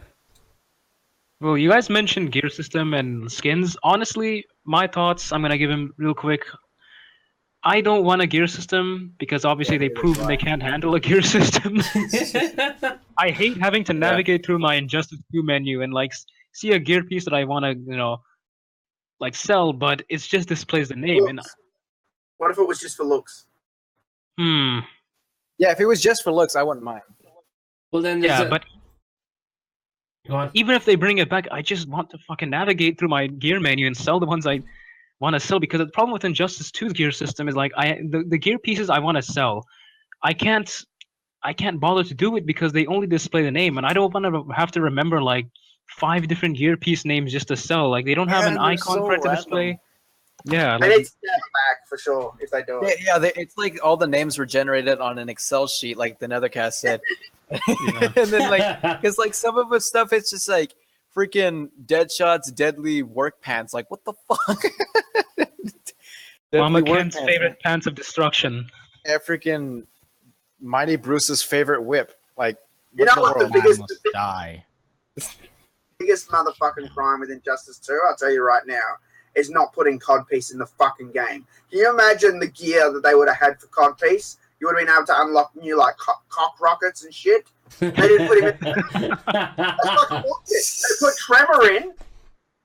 Tremor's the most hated fucking MK character. They put him in. Why not put the most hated DC fucking character in? That's bullshit, man. You unlocked a new move, the cock rocket. So yeah, Rocket. So yeah, closing thoughts. Gear system, if they bring it back, sure, but hope they just really like polish it and fix it, right? I'm a proponent of having, skins. I mean, as someone who loves Overwatch, I love how they have team skins for like seasons and holidays and stuff. Like in MKX, they did do something sort of that similar. Like they did have Halloween team skins for Melina and Ermac. I think that was the only one you got though. We didn't remember when they posted that freaking like Merry Christmas post and we had like a freaking Santa Barrage. Yeah, and it never came out. That's something I want, man. Yeah, that's why one of the reasons why I love Overwatch so much is they have different skins for every character and they keep coming. They're seasonal. Like they give them out at certain occasions. You can get them. And I really hope MK takes advantage of something like that because one, it helps let their game live longer. And, gives it longevity, and also it's just more skins, more value in general. Like I just want to be able to play Santa Borracha. I want to be able to play, different skins for each character. And it's if they actually buy into it. If they do, and also different palettes. Different palettes. Yeah, exactly. Palettes is a good thing. More colors, more color options, really. Not palettes, but give us color options. And saying all that though, like color options and like gear pieces, but like with looks and stuff. Do you think they could revive Creative Fighter? Maybe. I think the closest thing you can get is the gear system. I don't think it will happen because fighting games is trying to go in the direction of esports now. Yeah. So they couldn't have something like that because it would interfere with what they Yeah, you can't put like 5 unblockable moves on your character. Like that's just not gonna happen. Yeah. It'd be like playing against Alien again. No one needs that. It's ruining fighting games. It's a shame. Well, hang on a second. I mean, yeah, fair enough they're going down the roads of esports now, but they could still say, right, you're not allowed to have your own creative character in it. If they could. They had sort of those options in Injustice where you could have a character with all the gear, but then they had a tournament mode where none of that shit would work. Cosmetic. They need to do more of that shit so we can have all those things that are missing from the games currently because of the esports scene, like unlocking characters and shit. It's funny. I don't want to play this game for 50 hours to unlock a character. It's funny because if they bring back Creative Fighter, there's going to be a lot of legal issues again. Like does anyone remember Jack Thompson? Yeah. he got like this. Let me know about this actually, because it sounds quite amazing. Basically, he hates video games, right? He's one of those. He's like an enemy of the video game community, and so basically, someone made him in Armageddon's Creative Fighter mode, and he lashed out and was like trying to file a lawsuit against them against Midway. Like you were saying, like they put me in the we were saying like they put me in the game. Like I'm gonna sue them, but like it was just a Creative Fighter.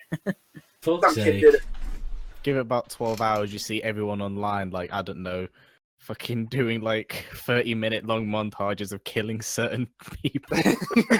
All fatalities on Ed Boon. There was a guy in Australia called Michael Atkinson, and he was the guy stopping the R rating. And I always, like in my mind, thought he was like Jack Thompson. He was like Australia's version of Jack Thompson. Like everyone hated that bastard because he was stopping the R rating for years until they finally got rid of him. Got the R rating in. Yeah, but basically, to close up my thoughts on the gear system. if I want that in MK11. I don't want it to be like I hate how like everything looks like duplicates. Everything looks the same. There's no variety like there's not a lot of variety in a lot of the a lot of the visuals and everything. They need to fix that for MK11. They also need to what else do they need? I think I would want the variation system back, but not change how the character looks. You can do that, and it'll just be up to you to decide how the character looks. But yeah, that's basically what I think. That's basically my thoughts. But I just want the like Armageddon kind of system back, where like I can like I created fire, but it's for MK characters, so I can choose what I want on there, and I can save up to buy that mask, so I know what I'm buying. It's not just some random thing that I already have, like it is in Injustice. Mm-hmm. You know what Mortal Kombat needs? Lasers. What do you guys reckon? Like everyone just like can shoot lasers in the next one? That's it. Give him the lasers. Ah, my vision. Yeah, man. Yeah, just give more zoning. Give Three- that yeah. DLC. Bam. Yeah, I guess Deadshot a laser. I guess my only thoughts on variations is like I like the idea of it, but from a visual aesthetic, I hate having to play a ninja outfit for Katana, but she doesn't have the mask, and it sucks because I main Royal Yeah, I don't Storm. like that. Yeah, and it's like Eren Black a cowboy, but he only wears his hat in one variation. Like Stupid. seriously. Yeah, so it's I like really enjoyed the variation system. I just wish that you didn't lose like a key, like you didn't lose a key part of what made that character that character. Yeah, you should Exactly. be able to That's why- customize them. that's why I feel like my policy with the variation system is an add not subtract policy. Like Devora is a really good example. Like where two of her variations is just additions to her base design. Like Swarm Queen, it's literally her base outfit, but she has flies buzzing around her. Venomous is literally her base design, but she has like venom dripping from her arms and like leg ridges. I reckon in the next MK game, it's going to have the variation system again. It's going to be the 3 variations, and under that, there's going to be a custom selection, and in the custom one, it's going to be where you use the gear to customize a character, and then you pick which moveset comes from which variation and apply it to that look. Oh, nice. that sounds That nice. actually sounds interesting. Yeah. Nice. So you're yeah. basically saying like 2 variations that NetherRealm made, and then the third one is kind of like yours, like how it is in Injustice, where you just add abilities and everything like that. Exactly. So it's going to be set. There's going to be the set 3 variation sets. Oh, I would love that actually. That sounds actually pretty good. Yeah, that's right. Then you can customize the look of the character and then just pick the set variation move set that you master and apply it to that look. I think that's the way to go with the next MK game. Yeah. Look, as long as I can put Raiden's teleports in all 3 variations, I'm gonna be okay with it, alright? Because that and it's like even like I can't Blade Displacer because the teleports are like so fucking bad. Like I can't like the way I saw it in the trailer, it was like complete false advertisement. Like you could see him in his trailer teleporting back and forth, doing combos. But when you play him, you can't do that. You can only teleport once, and the fucking AI will telegraph it and like throw a fucking projectile at you immediately as you do Remember, it. in that trailer as well, he did have a different X-ray. So that Yeah. version you saw was very, very unpolished. True. Yeah, I guess they knew that he would have been broken, so they just nerfed it. But they did it too bad to the point where his teleport is just useless. And to me, Raiden does not work without teleports. Hey, The man, first time I this is good- played Oh, go ahead. Raiden at PAX, I kind of didn't know what I was doing because like there was no one there to like sort of talk me through the moves and shit. So I was just like kind of banging out the moves. But you know those little spark moves they had where you drop the little sparky things and then they arc electricity? Yeah. Yeah. Master yeah. Storm. I've never been able to get those to fucking work. Nobody has. There's a reason like why a you muffin. never see it get used in like ESL and stuff. It's unviable and it's considered trash by a lot of people. Like I was really interested in that, and when I first picked Raiden, I'm like, I'm going to do that. And then I dropped the little sparky thing, but I couldn't get them to connect. And I'm like, I was trying to enhance it, and I was trying to. I think I even did go in the moves list, and there was nothing that told me how to do it. And I've never fucking done that move. I remember To that this live day. stream. Yeah, traps in general, they don't really work in fighting. That's why no one uses They don't. Duelist Liu Kang. Mm. It's Yeah, a the fun idea of variation, though. the duelist Liu Kang thing is like it's interesting from a story standpoint because like being able to turn back and forth from light and dark, I think that's interesting. But just the gameplay is just disgusting. Yeah, Half it of them just have didn't story work. potential.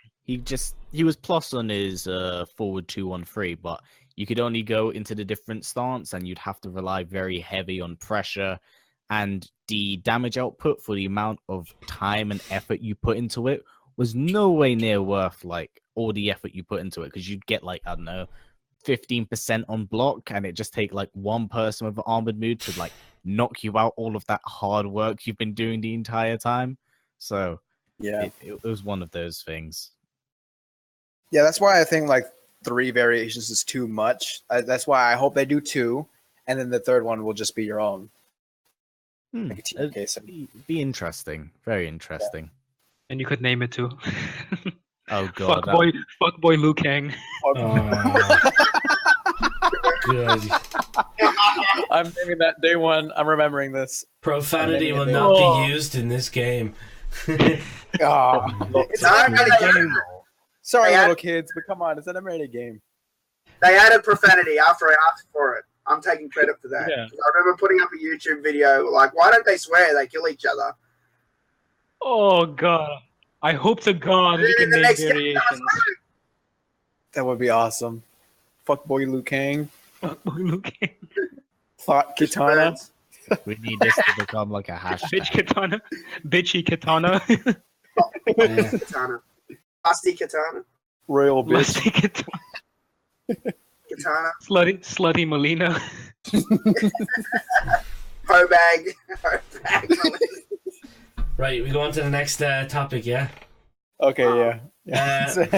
We're having too much fun with this. We could have a podcast. We could have a podcast dedicated to naming our own variations. Oh god. That's a good one, yeah.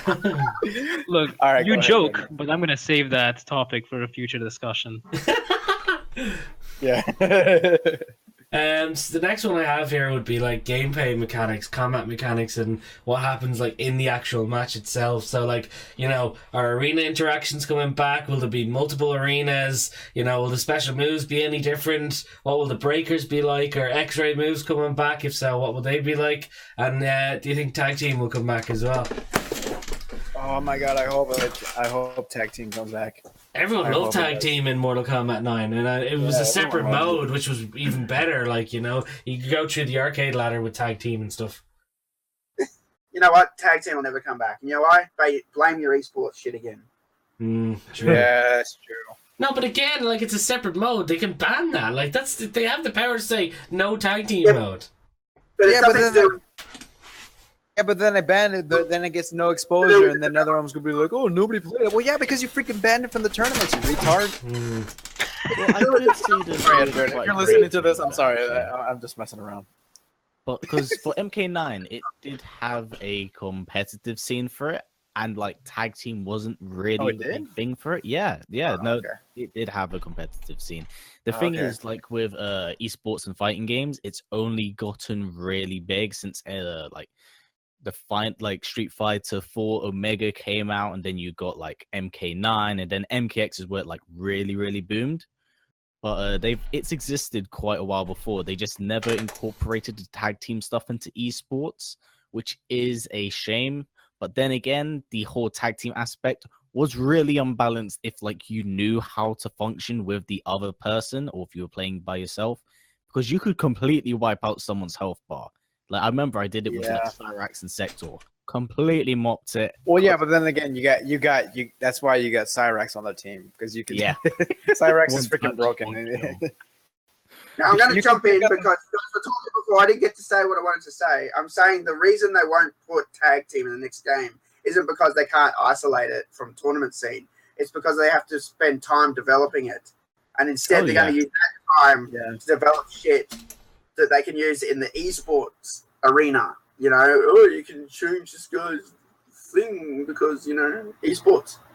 Yeah, true.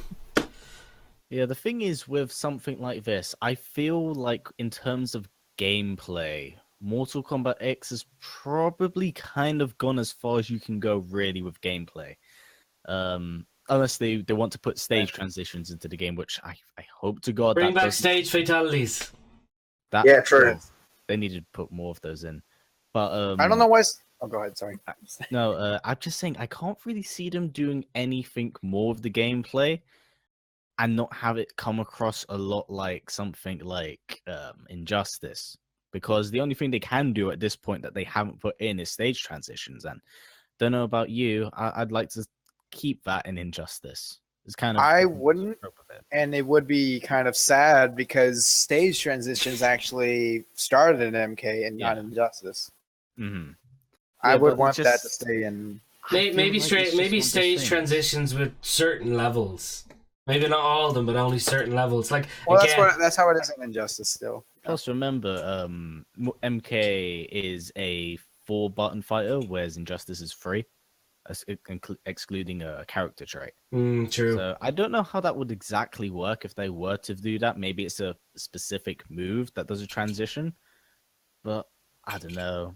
It's one of those things where I want those two franchises to seem rather separate, although they are very similar. And I don't want to feel like I'm playing Injustice when I'm playing Mortal Kombat. Yeah, I'm not the best guy. Like, I'm getting more familiar with the gameplay and the mechanics and everything with fighting games in general, especially with Injustice 2. But man, I would like to talk with my friend from the Nethercast, Temp, about this because like he's like a gameplay fanatic. So if you were to bring this up to him, he'd like have like a 5-hour conversation about how it could work or how it could not work and stuff like that. I guess I'll get my thoughts in. I like Yeah. tag team, but I don't think they'll bring it back. Mm-hmm. That's all I can Yeah. say. Sadly, Yeah, That's a good one. if there was no esports, they would. Yeah, they'd probably look at it again. That's what I'm talking about. He knows. Sports makes so They're much all about sense. they're all about esports. Yeah, That's like what's there. I'm going to Verse Fighting next week, and the prize pot for winning it is like 20 grand. So at this point, like, Jesus. why not? Why not? Why not use broken characters to get $20,000? Like, come on. Yeah. if it's won by a Deadshot player, I'm going to die inside. So He's much. nerfed. You don't have anything to worry. You don't have anything to worry about. Man. What about It'll be fine. what about X-ray moves then? Do you think they're going to do anything bigger with them, or do you think they're as big as you can get? I feel like they're just going to get more outrageous as the games go along. But They're gonna get since this because okay, Injustice 2 obviously looks better than MKX in terms of visuals and graphics and everything. So MK11 is gonna look pretty darn fucking cool. So I'm just really curious to see how the X-rays are gonna work in there. Maybe it'll have like a different cinematic approach to how they are, or maybe they'll be just like the same how it was in MKX, just looking better, looking prettier. But they're definitely staying. They're obviously now a staple in MK. It's the standard now. it's a gimmick. Yeah, really. yeah. So I'm just very interested to see if they're gonna take a different like short little cinematic approach to it since the graphics are getting a lot better. As far as X-rays are concerned, again, I'm gonna bring up Overwatch in this because I love the customization options. I love it too. Yeah, and I feel like it would be really cool to add multiple X-rays, and some of which are unlockable. That would be same way they nice. do with- Multiple yeah, the X-rays same is way like, multiple X-rays are actually pretty Jeez. cool. Yeah, that could be a thing that they could look at, and like you unlock, I don't know, let's say each of them has maybe 2 or 3 X-ray moves, and you can assign one every time you go into a match. You assign your favorite one, like they did with the faction kills. Yeah, Or factions in a that'll way. be really good because in Street Fighter 4 they actually had it where you had 2 different supers, Hmm. so you could actually yeah. pick one out of the 2 to use within game. There was a third one added later on in its mechanics, but I'd be all more like to see something like that. Actually, I think it'd be really cool. That would be so freaking cool having like 3 different freaking X-rays. Also, I want different, like maybe 4 or 5 different outros. Because like when you play the arcade ladder, watching the same outro like 20 times or like 10 times, it gets repetitive. So I feel like NetherRealm should take that little step forward. It's a minor thing, but I feel like they should take that little minor step forward and have like multiple outros for the characters. There's only so many times you can hear Scorpion scream at the camera upwards before it starts to get very, very irritating. I'll tell you that. Yeah. They could take another thing from, again, going back to Overwatch. How many times are you going to go back to Overwatch here? You know the way... Great game. Yeah, Overwatch gives them about 5 or 6 different outros if they're the player of the game, like, you know. Oh yeah, that's true. Yeah, So, yeah, like, yeah. you could do something like that, you know, pick your favorite one and change it every so often. Yeah, multiple win outros, like when the animation that happens when your character wins a match. Yeah, multiple ones of those would be great. Oh, that would definitely be. I didn't even think of that. Yeah. I didn't even think. Yeah. What do you Well, I think? do the intros. I do the dialogue. Yeah, multiple dialogue. Well, they have multiple dialogues, but I wonder, can they have multiple like actions? Because again, like, you know, looking at Injustice, you know, Sub-Zero comes in and he keeps bringing in the 2 ice swords and then scraping them together, or else he'll come in and just do his stance move that he's ready, and then that's it. Like, you know, you see that like multiple times depending on which side you're on. But I don't know. Maybe it's asking too much. I hope this doesn't involve. I hope this doesn't sort of unbalance the game in any way. But a little detail about Deadly Alliance. You brought up like animation emotes from Overwatch and stuff, and how you can do them mid game. In Deadly Alliance, there was like a move where you could like power up your character or do a taunt and it would restore like a bit of your health. I think it'd be a cool idea. Yeah, I think it'd be a cool idea if those, you know, different animations for each characters were also in MK11, and they would they had different status effects. Yeah, and they're all unlockable. That does sound quite fun, to be fair. Yeah, because to be honest, the flip stance move is kind of fucking useless to me. I don't see the reason for it. It only became useful until Injustice 2, where it became delayed wake up. Apart from that, it has had no purpose in the game. Right, yeah. I was wondering what the fuck it was about, because like I'm lost with the new games. I know I play the new games like shit. I don't care. Like, I'm all about the old games, really.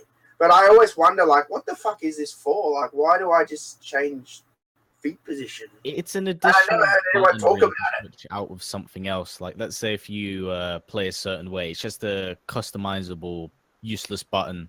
If you want to switch it around with something else, go for it. That's just how it is. It's a spare button. So dumb. Why put it in? It is. Yeah, everyone's been asking, like, yo, change that to a taunt button. Yeah, that'd be better. To a taunt. Yeah, you just have Cage going, "You've been caged," and like his strength goes up or something for a few seconds. That would be nice and creative, because everyone's taunt button seems to be just either teabagging or clam slamming in the middle of a match. Just to piss off I know. That's funny. Yeah, like Johnny has a new like emote where he just sort of like signs an autograph and tosses at the opponent or something. That would be nice. That'd be awesome.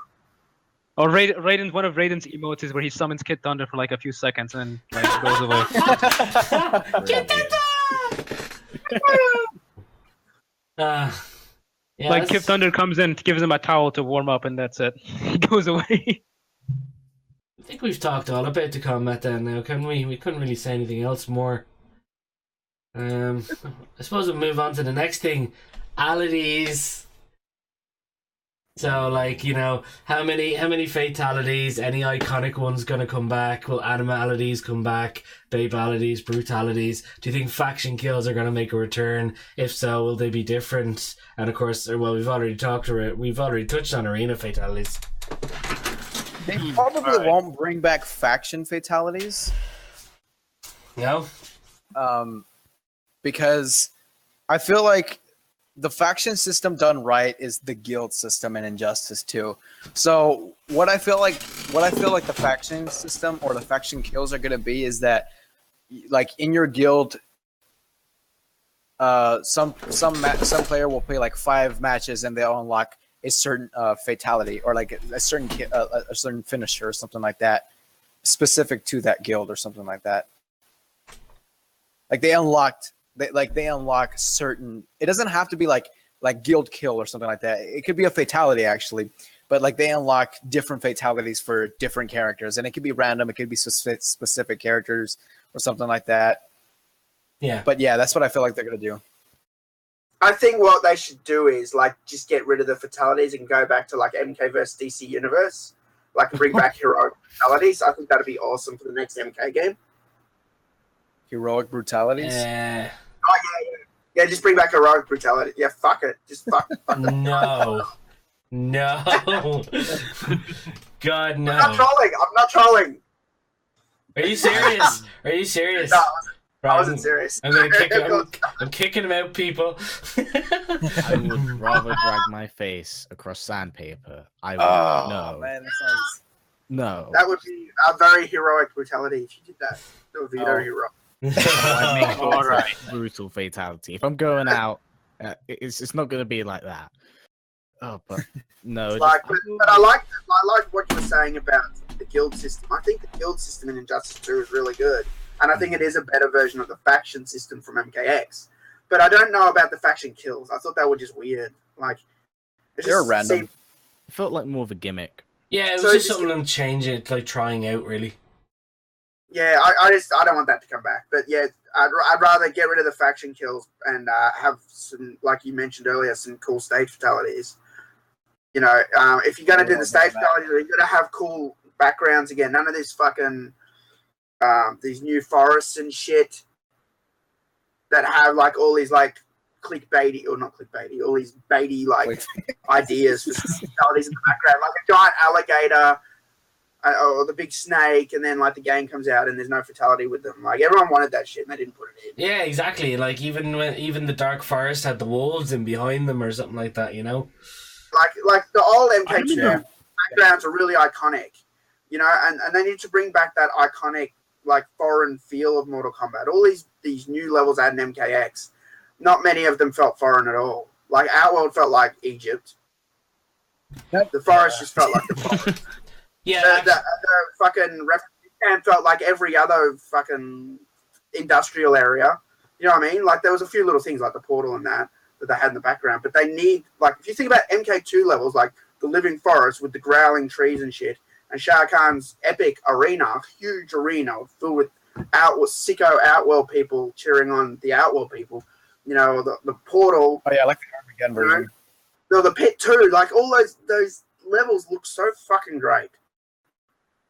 Yeah, definitely agree. Definitely agree there in terms of the arenas as well, actually. Because when you're playing MKX, and let's say you're playing MKX, you remember when Kotal Khan and the Devora, is it? They're like in the carriage going through Outworld, and then all the Tarkatan come out of nowhere and attack them. And next minute, you're just in the Outworld markets, and everything's all calm, and there's nothing going on. And I'm like, isn't there meant to be a joint battle going on? What the hell's going on? Yeah. And it's just like the backgrounds did not actually reflect the story at all, and hopefully it does in the newer one. Well, yeah, in Injustice 2, it actually does that. Like where Superman's sitting on Brainiac's chair in his ship, it's actually and then like you go into a fight, it's actually Superman sitting on the chair. So it's actually pretty cool how they're changing this stuff. So yeah, they're probably gonna do that. Yeah, it's cool they made that. That was one thing I really liked in Injustice 2, that they finally got that. But you know, even if you think about MK2, they did that in MK2 where Shah Khan was on the throne, and then when you fight him, he's off the throne. Yeah. You know, they've been doing it. They've been doing that for a while, but they need to do it more. It's just they've been doing it so low key, you know? And having that live interaction between foreground action and background environment is very important. It makes it more interesting and dynamic. I guess for me, like as far as stage goes, you guys mentioned something about animals in the background. I remember like early development stages, like announcement stages of MKX. They're like almost every new stage had like an animal of some sort. Like the Cove had this weird squid, and then the forest had the wolf, and the jungle had the snake. I remember I made a weird but dumb theory video that there might have been stage animalities in the game. I remember that.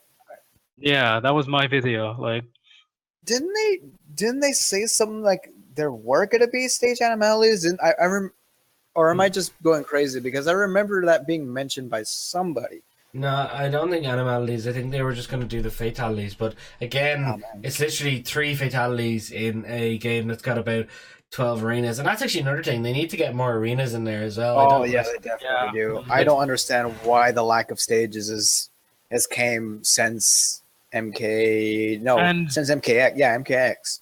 And also memorable arenas, too. Because it's like, I feel like with MKX, these arenas only work for that specific game because the environment it's set up. Like to make a memorable arena, it needs to like be good enough to like return in another game. Like you can't have the refugee camp again because it's like this was only for MKX. Mm. I suppose you can make a case for the Cove because I mean honestly I kind of like the Cove even if it is a little desaturated. But again, all of MKX does look very colorless and boring and bland. Yeah. Yeah, But yeah, I Cove. understand. With MKX levels, they made them very wide, and I think that's great, but it's a lot more work, a lot more textures, a lot more programming, and I think that's why there were less levels. There was a lot going on with those levels, like with all the NPC characters that they designed and everything, all the stage fatalities, all the scripting, all the live events, the interactions, and the fact that the arenas were wider. So I think like the MKX levels are great. I love them, like in technical spec. But they need to have that outworld flavor. And like you said, if they could do more, it would be a lot more appreciated. But I think it's just like development time, you know, versus features and stuff like that. So Exactly, yeah. I mean, and I really like, I really appreciate that they did remember the Sky Temple, considering it is from a console era game. And It's yeah, my it's also favorite stage. game, yeah.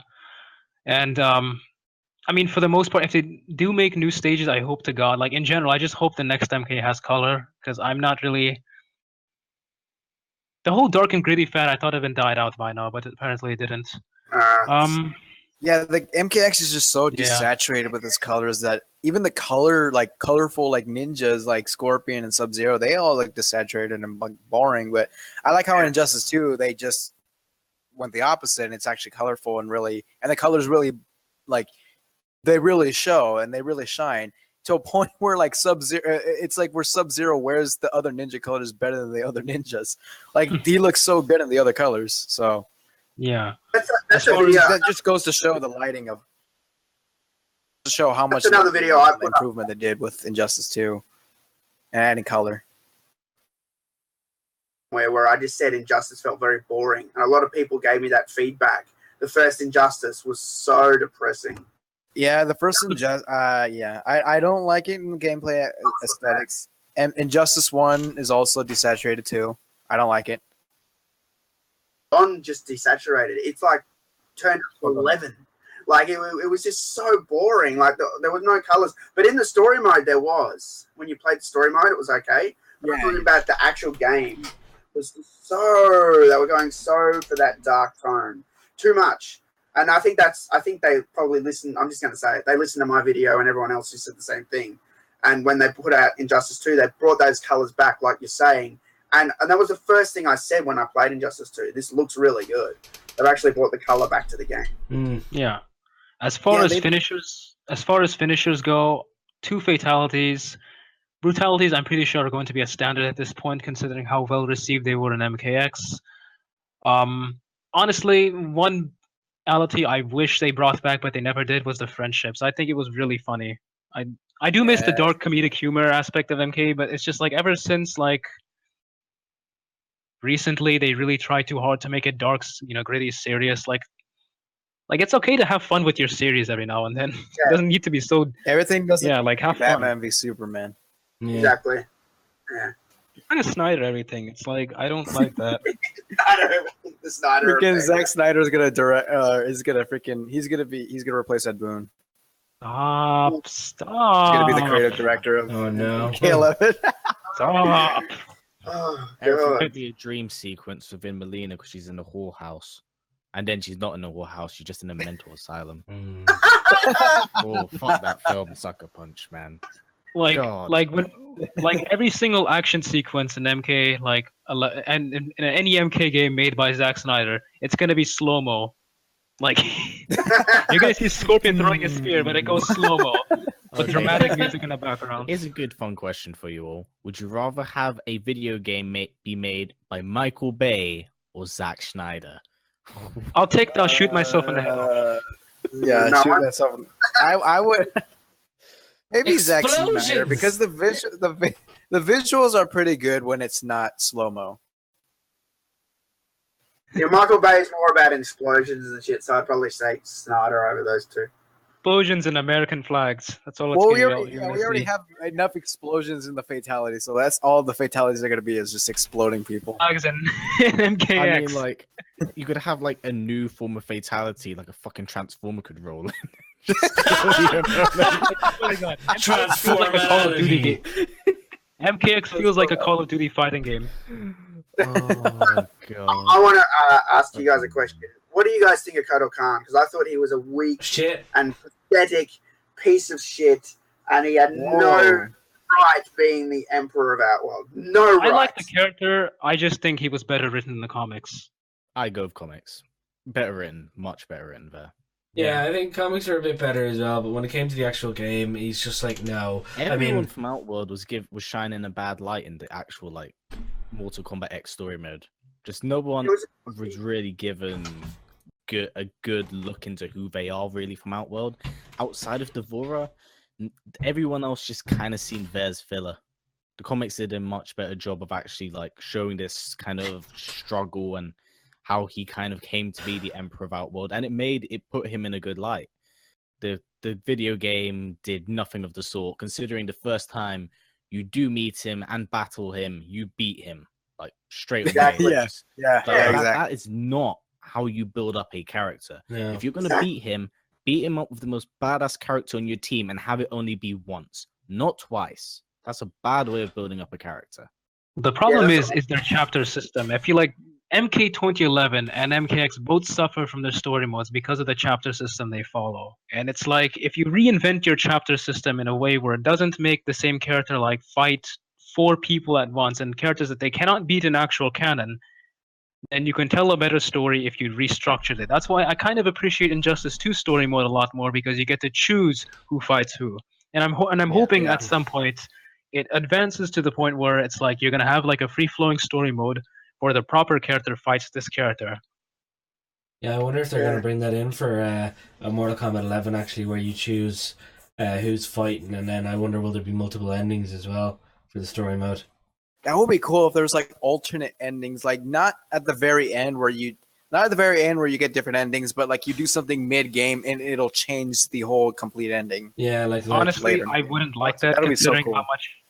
Honestly, I wouldn't like that considering how much they fucked up their own lore right now.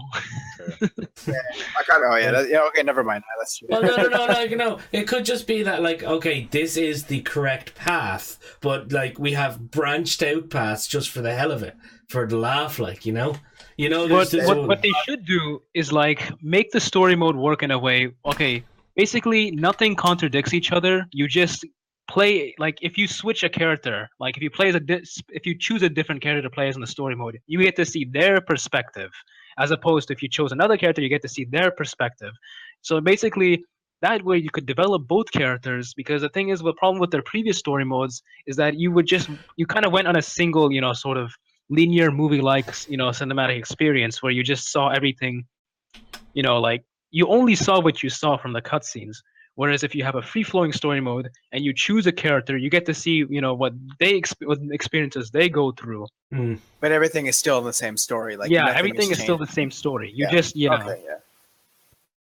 just take branched out paths and, that's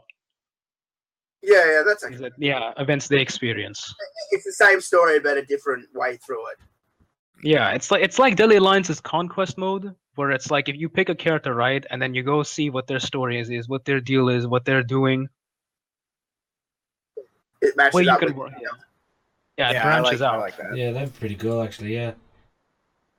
And if if that particular character died during the story, you'd only play it up until that part, and then it's like, that's the ending of this one.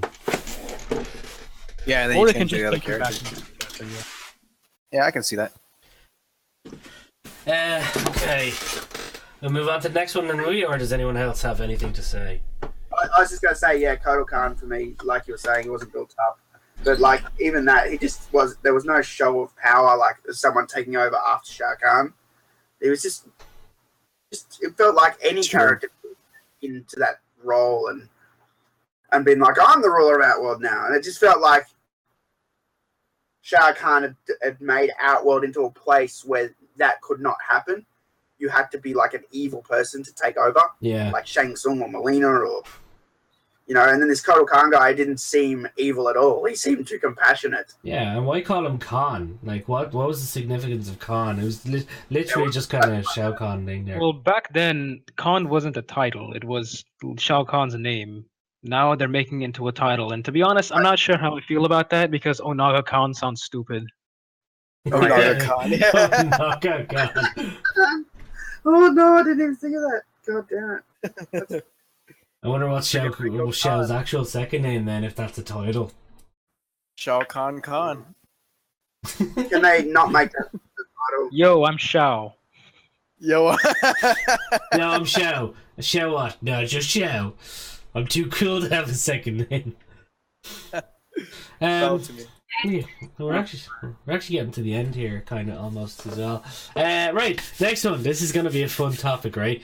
Mini games, yeah. Oh, mini games. Bring back Mortal Kombat. Mortal Kombat for the win. Honestly, you know what? NetherRealm isn't that cool, so they're not going to put anything in there. They won't do it. No, as someone like that, yeah, I don't see it. again, I don't mean to bring Overwatch into this, but again, I love team, and so honestly, I really miss chess combat for the team-based aesthetic. If they bring back chess combat, I would eat my heart out. It would be possibly the greatest thing that would ever happen to me in terms of, just like getting mini games in MK series. It's like, or even better, or just an online mini game. You know, for MK where it's team based. I just want something team based in MK. That's my only wish for a mini game. And where the MK characters' heads are all big, and that's all I need. Tetris. What about a conquest mode? Do you think there probably won't be a conquest mode at all? There probably won't. But... No, they have a story mode. There's no point. Do you know what I was thinking? Like, is any of these? You know, remember Tekken Force in some of the Tekken games? I mean, you think if they made something like that into this Mortal Kombat, do you think it could be good, or? I mean, it's like an MK beat 'em up mode. It's pretty much just Shaolin Monks then, really, isn't it? Actually, a shitter version of Shaolin Monks. They've stuck to the same system since DC, where it's chapter based. You pick your character, and they give you 10 chapters, and then you go to the next character. And they've continued that trend through MKX and MK9 and Injustice. They might reconsider dropping that because they've done it 4 times now, and they don't like to keep doing the same shit. It's true, but at the same time, they're loving it. They're trying to make these things a lot more cinematic, aren't they? Yeah. So it seems like they want to immerse you more into a movie than they actually do into a game in many aspects. Yeah. With how like gaming is starting to become a more kind of like it's becoming more of the norm. It's starting to become more widely accepted. I feel that they're going to just stick it to this in this particular direction. Conquest would be iconic if it was kind of like a massive open world. If they're trying to do it cinematically, then like have the story mode, a whole open world sort of thing that you can go to, and you can go around places and you can find secret hidden shit. But you also have actual story missions to do. And then again, if you pick, let's say, if you pick Liu Kang, you're Liu Kang. If you're Scorpion, you're Scorpion. But you have to do their story missions. Not compared to work really well as like a spin-off game, maybe. Yeah, that will work better in a spin-off game than the. Go ahead. Sorry, man. I was just going to say, I agree with you. I always thought that maybe they would do an MMO in that sort of feel, like a spin-off game where they can just have adventure modes. And I'm still waiting for an MMO MK game. That'd be really cool, actually. They'll release it on iOS. You can download it. You could pick like the Shiro Ryu or the Lin Kuei, or you have to screen 3 times to throw an attack. To sit here and do YouTube videos and play Mortal Kombat MMO live, you know, and it's like Injustice. You run around, you fight people, you find shit, you know. Because I see people playing Diablo and they love it, and I have no. Because I don't care about Diablo. But if it was MK, I'd want in on it. Yeah, definitely. Yeah. I just want a team-based MK game. Like honestly, with all these diverse characters and like statuses, like you could have sorcerer classes and like big tanks like Shao Kahn, Goro, and like you could have regular. Oh my god, man, possibilities like with team compositions and stuff. You can make the forces of Outworld versus Earthrealm. It's like Oh, like a I just proper want strategic, that's all I like want, a team-based MK. command and conquer sort of thing. Yeah. That was kind of an idea that I kind of had in my head, where if they did an MMO, like when you start the game, you pick sort of who you want to be. Like, do you want to be Shiro Ryu? Do you want to be Lin Kuei? Do you want to be Outworld? Do you want to be Red Dragon, Black Dragon, sort of thing? I think that would be cool, but the logistics behind that, I don't know, kind of really confusing. But I think it could be awesome. Is there any other mini games or no? I just like if they do bring Mortal Kombat back, I hope they kind of improve on it a bit more, but they probably won't. Yeah, NetherRealm is not that cool to put in freaking mini games in MK. No, we're not looking at NetherRealm here. We're more or less looking at Warner Brothers here.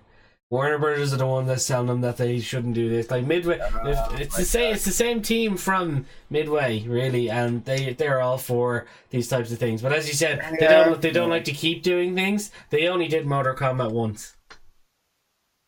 They will never do mini games again, as long as there is esports. No, we got to balance all the characters so that everyone can go to fucking Evo and jerk each other off and fucking in a room. Well, okay, fine. If they don't want to do mini games in the fighting game, that's fine. But then do them in the spin-off games then. I'm all for it, dude. I'm not arguing against you. I'm just saying they won't do it because of esports. Esports is a big problem for getting some of those old features back, that we all love. Yeah. Okay, right. That's mini games covered. I suppose we'll look at unlockables next, like the crypt. How are they going to do it this time? Will they have more stuff than they did last time? I actually liked the crypt from MKX, the way you found various different pieces of people's, like the scorpion harpoon, and you were able to use it in the crypt in various ways. Yeah, it's like its own little mini game mode. Yeah, I like that. I really like the free roam. I just don't like the movement. I like the movement in the 2011 crypt better, where it was just smoother. I feel like the MKX crypt is like the movement is more clunky, but I really like the the open map, being able to get items and find new places. I really enjoy that. I loved it. Everyone loved it. Yeah. The crypt was awesome.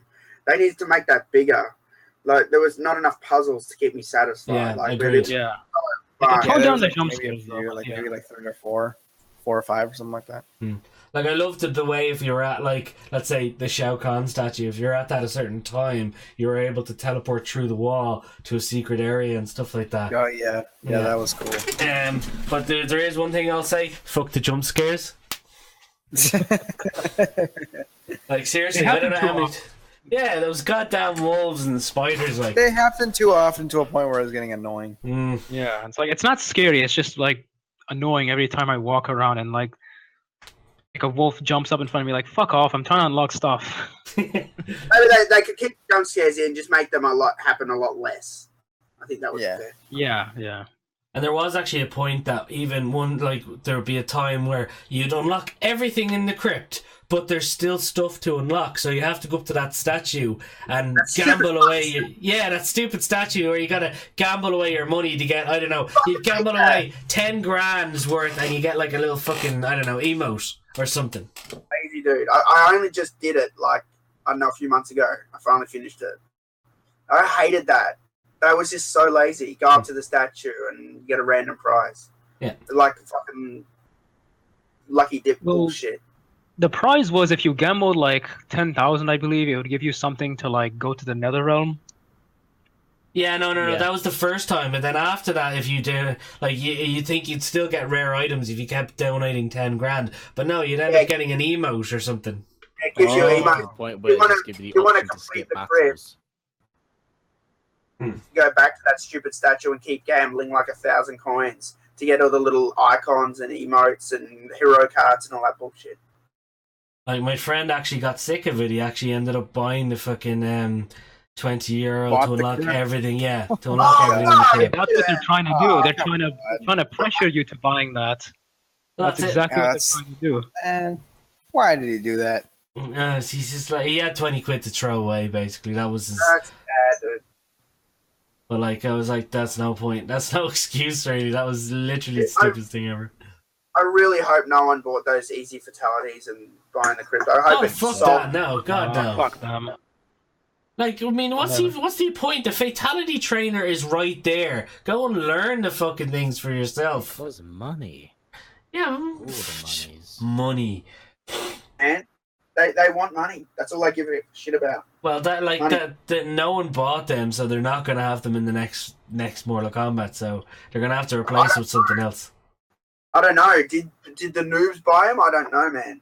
Like if I don't enough know people what- bought them, they'll do Sorry, it but again. if you can't remember like a 4 or 5 button input, you have failed as a human being. Just my god. What do you mean back, forward, X? That is too difficult. Or no, not even like. What do you mean forward, down, up? That's impossible. You know, it's funny because, like, I remember the first day the game came out, they literally gimped the coin earnings. As I've gotten older, it does get harder to remember shit. I'll be honest.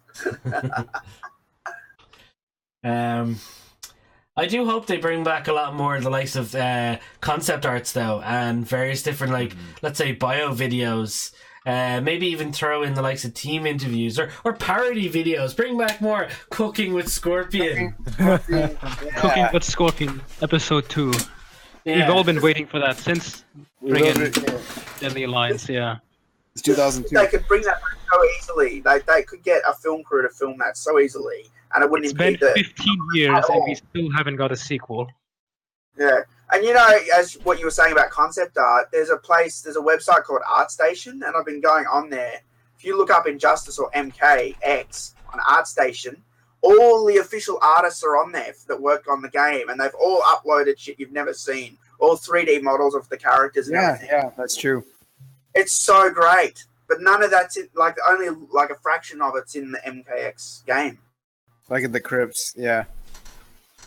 Even, I've got it saved on my desktop. even like character bios though, because like the video there that I just popped in, that's the one Ermac had in was the Deception, I think.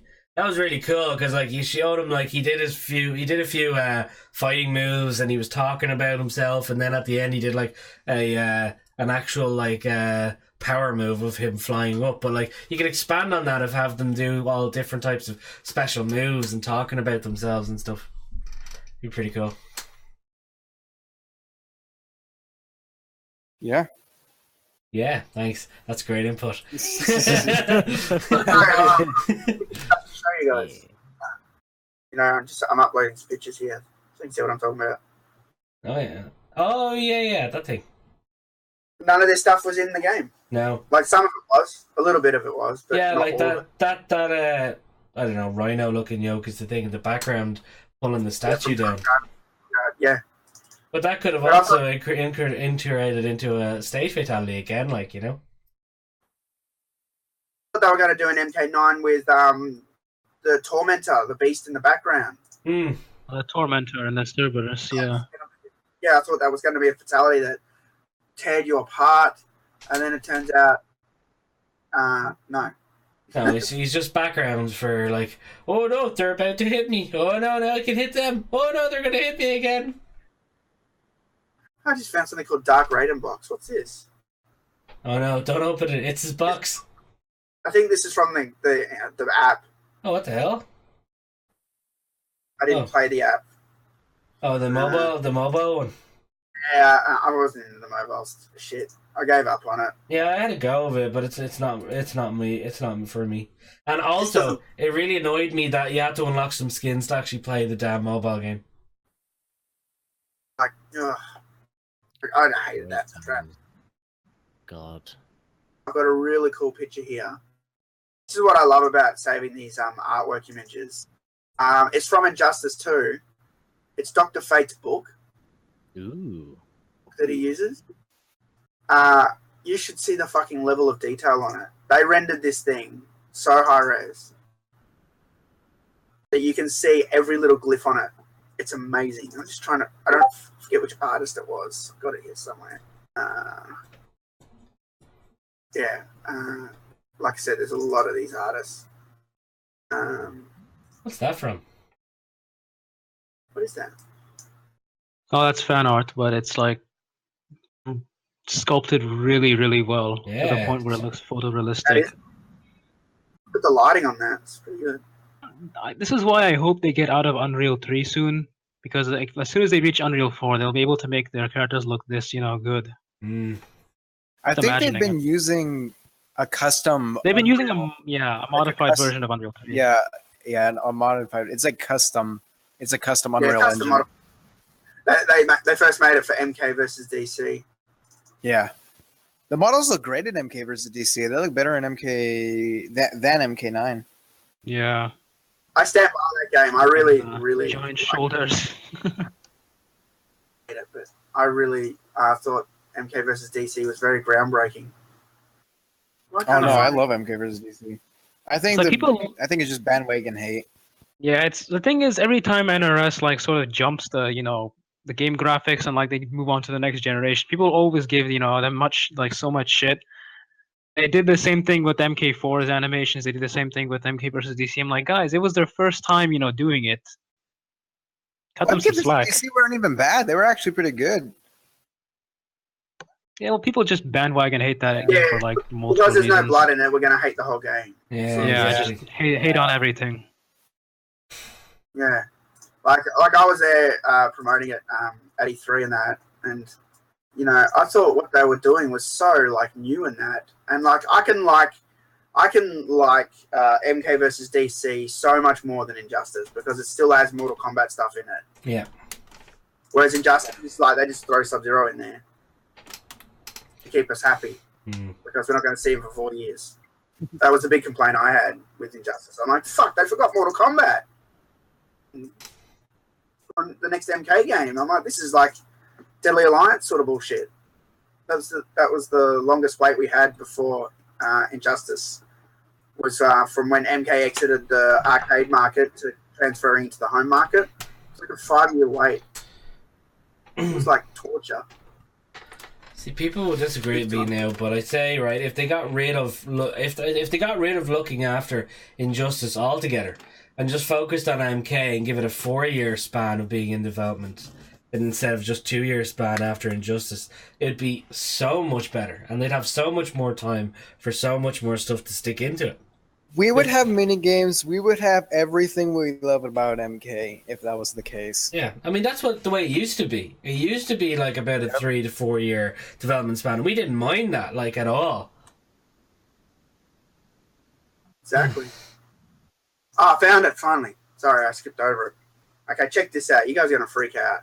Like if you like details, look at the level of detail on that image, and that's by the way. For real. Oh wow, actually, yeah. I've got real. that. It's It doesn't like look anywhere 5 different times. in the actual game. You can see on that book. You can see every glyph on every page. That's fucking awesome, man. Yeah. I love being able to see the level of detail with these images, and you don't get it from the game. The stuff. Even the reflection from the light and stuff off the metal, shiny parts and all. Yeah. And I've even got one guy here. He rendered all the weapons. I was just trying to find that. I skipped over it before. Like Sub-Zero's weapons and Kotal Kahn's weapons and stuff. And you can see that level of detail. So, like, it's great, especially for like people like cosplayers and that. They can see like how they have to design this stuff. If they want it to be like, and that's the thing about cosplay, they want it to be as spot on as possible. And I love being able to see that level of detail. Like, here you go, example. Here's some knives, some of Kano's arsenal. Nice. Look at that. You don't see any of this in the game because he's always holding it in his hand. You can, like, literally with these pictures. I feel like maybe at some point after MK11, because usually they end their games in a trilogy, like in terms of like story-wise and graphically. then they move on to like a newer sort of project and they sort of reinvent the wheel again. Maybe at some point we're gonna get this kind of photorealism at maybe after MK11. Yeah. This is, I don't understand why all this stuff wasn't in the crypt. Like I said, only some of it was. Yeah, even like I really like how Kano's like fragrant. You can see sort of the paint chipping off the. Yeah, exactly.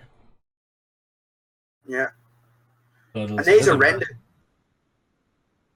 but you just don't see them this high resolution in the game.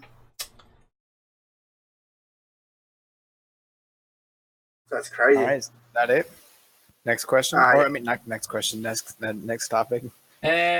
Final topic really would be online parts really. So like factions, modes, King of the Hill. Are they going to introduce a cinema one where you're able to just kind of sit there and watch people play against each other? I mean, like, that's what a lot of people kind of want, is they don't want people to, let's say if you're playing Mortal Kombat, like, in the actual game, and you're like, I wonder what the online competition's like. People will be like, oh, right, okay, I'm going to have to stop playing the game, go onto the computer, and look up Mortal Kombat videos on YouTube. But a lot of people were saying, like, why can't we just go to the online mode in the game, select cinema, and basically it will load up a random online match that's happening right now or just started, and you just sit there and watch it. I think that's what King of the Hill's for. You can go into AFK.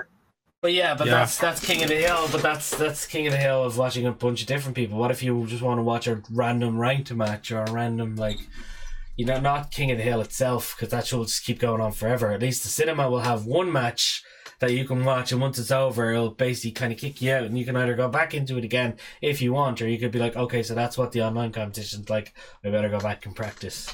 I could see that being a very double-edged sword, because if it's random, you might just get stuck with a pair of kids at the age of like 7 who aren't supposed to be on the game, just button mashing. You see how that could go both ways at that point. Like, I can also see it. I can also see it being like somewhere like when you go in, like I'm pretty sure like when the game's first released, they're gonna have problems with it. So like, say for example, you join in, you do that, and you spectate a match, but then it'll cause a lag spike on somebody. So like they'll lag, and they're about to win the game, and then they freaking True. Yeah. I feel like it'll. Yeah. I think it'll. Okay, well, what about not online? We're going out of online here again. What about a cinema mode for your matches? What if you've been able to maybe that's like change the camera angles, or like let's say if you're about to do these. I don't know. I'm sorry for interrupting you. No, no, I'm saying like I don't know about when I go on match replays.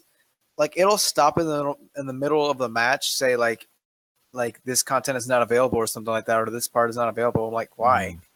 Like, do you get that? Does happen. Yeah, I get that sometimes actually. Yeah. Why? Like, there's no explanation on why that is. So like, why can't our match replays just replay like the way it is? Why does it have to stop and give me this error that you've never explained? Yeah. But I also wish there was like camera angles so you can explore the stages. That would be awesome. Like, that would be sick. Like a director mode for GTA. Oh yeah. You could slow it down. Yeah. Like such good montages out of that. Yeah. That's what I feel like. That's what I want. I want to make like these freaking dank ass freaking montages and stuff for freaking Mortal Kombat or Injustice. You have like a cinematic view of Liu Kang doing his bicycle kick, and like after he finishes with the last kick, you're gonna add the bass drop sound effect. It's not gonna be a long amount of time till like someone finds a way of like putting in some really creepy mods into that game and putting some very uncomfortable camera angles in it. Sub-Zero, the love story you never knew. Wow, don't give Tumblr any idea. It's like Melina's still trying to give him that teddy bear. No, Melina, fuck off. I blame MK9 for freaking the Scorpion and Melina ship. The only reason why that's a thing on Tumblr is because of the stupid teddy bear. Oh, yeah. Oh, God. If I had cinematic mode, my videos would be like Uwe Boll films. Because that's how I play the new Mortal Kombat game. My 3 combo, man! Like 6 different angles. I'm like, I guess add your own voice to them and all. for me, in terms of online, I'm a big fan of the team mode from MK4, where you have like 2 groups of like 5, I believe, and like you would be able to like make them either AI or you could, take part. And so basically, one person from each team would fight, and the victor would fight the person, and then the team that comes next, and the same would work vice versa. Oh yeah. So to see that come back, but also in online, you have like, let's see, I don't know how many players can you. I think up to 4 players, right? Yeah. Or either locally or online, you could have up to 4-8 players with 2 teams, and basically it's a mode where you're trying to eliminate the other team members, and so it would just go one by one. And you could also have like a theater mode where other players who are on queue watch the fight go on. It's kind of like a King of the Hill mode, but in a team version. That would be my ideal mode to play online. I would love that. yeah. There's a lot, heaps of things that would be great in the games, but I don't know. I just think that they like. I know I'm a broken record, but I feel like everything's got to be geared towards some sort of esports advantage. Yeah, no, I'll agree with that now, because like the way it's just getting so big in terms of, when did it start? It started with X, didn't it? Yeah, it started with MKX. Yeah, Well, it started. It's Injustice 1. Kind of with Full Injustice Omega. 1. Yeah. Well, no, we're talking more or less in NetherRealms. Never case here, yeah. Definitely MKX. Yeah, it started with X and then went on to Injustice 2, and now obviously MK11 will follow suit, and obviously the amount of hype that the fighting ESL tournaments have been getting, and the money that's been going into it and stuff, like I think, yeah, like Luke is completely right there in saying it's going to go all towards ESL and pumping it up so much, and they're more going to focus on that than they are going to really focus on things. So I think MK11 is really going to be a turning point that we'll see, that if it's either going to make or break Mortal Kombat, really. If they go too far down ESL route and focus mainly on that and fuck the rest of the game, I don't think it's going to be any more fun after this one. I want to explore something with you guys, totally unrelated, right? Outworld's like run by Shah Khan, right? Yeah. Really? It doesn't have any police. Really? Well, it was. There's no police or anything. There's no sort of like order in Outworld, right? Right. Does that mean like you can do whatever the fuck you want in Outworld? Like, is that like crime is rampant? Is that why it's such a shithole? Does that mean you can kill anybody and there's no repercussion? Outworld's culture is basically combat. It's more like an honorable death kind of thing. And hell, even their judicial system is based on combat. You Say you were a rapist, right? In Outworld, let's say you were a rapist and you just went around raping people. So would that be okay? Outworld, like, it's not the matter that you have to be able to defend yourself. You have to be able to fight. No, I've seriously wondered this. Like, it is. It's like I said, their culture is combat. It's survival of the fittest. But is there, like, if there's guards in Outworld, right? Shah Khan has guards and stuff. Yeah. Do you think that they would step in and stop any sort of like illegal activity? Like if you're running a meth lab, or if you're a rapist, or do you think there's any sort of civil? Yeah, I think there is. I think There would might be. be, but it's really shitty. Yeah, the guards exactly. don't enforce anything unless it threatens the rule. Yeah, exactly. If it threatens anything in terms of them or Shao Kahn in general, they'll bring you straight towards Shao Kahn, and he'll just take your soul or throw you in the mines to work. One or the other, really. Now you see, if it was Onaga in charge, that would be a different story, because when he was in charge, shit actually was, not chaotic. Yeah.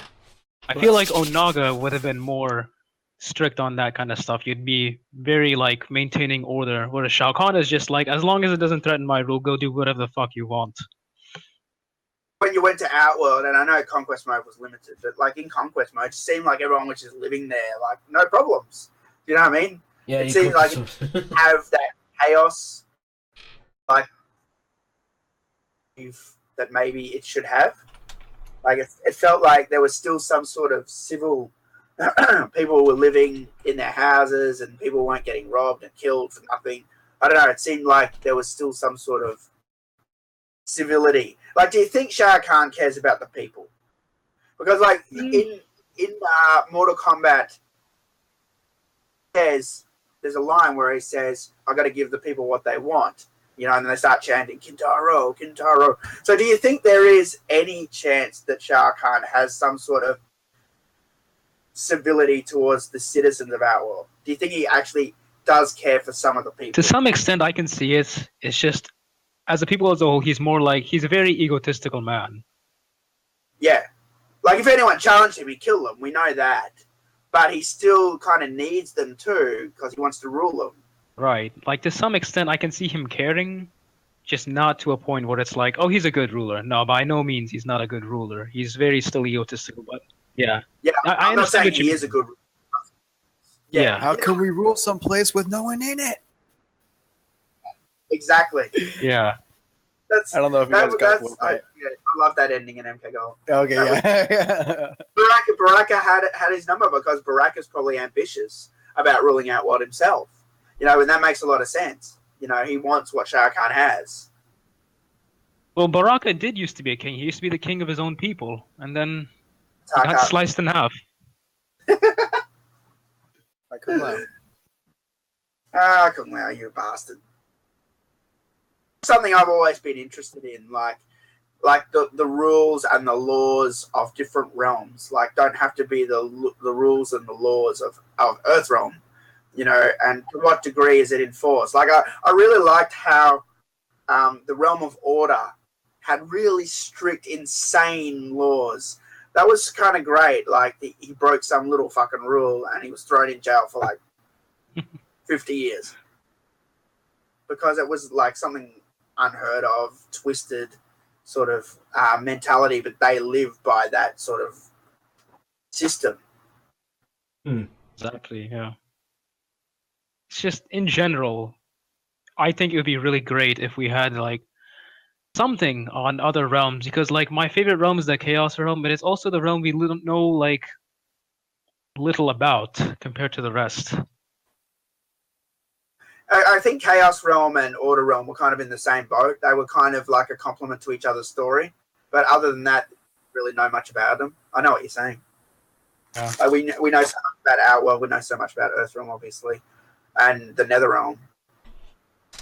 And Adini has mentioned a lot. New realms, really, Chaos and Order. I agree, yeah.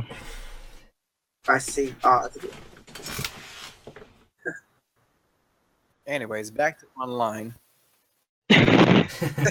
Um, No, there's something I wanted to add online because I have a huge problem with ranked in Injustice 2 because, my God, like, I go into ranked and there's people who are like so much better than me. Like, they have more experience for me, than me. I'm like, why am I being matched up when this is ranked? The whole gimmick of ranked, somebody on your skill level. Mm-hmm. But it matches me up with somebody like I can't beat. Like, they have so much more experience, and the game says it. The record is right there. So what I feel like needs to be in the rank, because we all know ranked is going to be in MK11 for online play. What I feel like needs to be in the ranked mode for MK11 is either it's like, okay, I like, we keep going back to Overwatch, but like, I mean, and there's other games that do this, but I'm going to use Overwatch as an example. Like, you get competitive play, you get on competitive points, and then you're placed in a certain rank. Like, you're placed in bronze, silver, platinum, diamond, masters, grandmaster, and then top 500. So I feel like that system needs to be implemented into the rank system in MK11. So depending on how many matches you win in a row, your rank gets higher, you get more experience points, and you get placed in different things. And it has to be a best of 3 because you're not going to play your best for just one game. You're not always going to play your best. So I feel like you got to have, I think it's just a best of 3. And I don't think it'll be a problem because most matches are like a minute to like 2 minutes, maybe like no more than 2 minutes. Maybe it's like a minute and 30 seconds. So it's not going to be that long. You're talking like maybe 3 minutes, maybe 4 for 3 matches. It's not going to be that long. So it's not going to be a big deal. So I feel like it should be best of 3 and there should be a placement system in that ranked play because the whole point of ranked is to put you against people on your skill level. Player matches is just go against random people. But ranked is a different story. So that's my thoughts. No, I'm a platinum Raiden. Wait, what'd you say? History behind the warrior? No, I was just basically saying no. I agree with that because ranked, unfortunately, it's always been a bit of a shit show. Like you'll get people that you normally get stuck with who are like exceptionally good. Like you get people who understand like frame data like too hella good.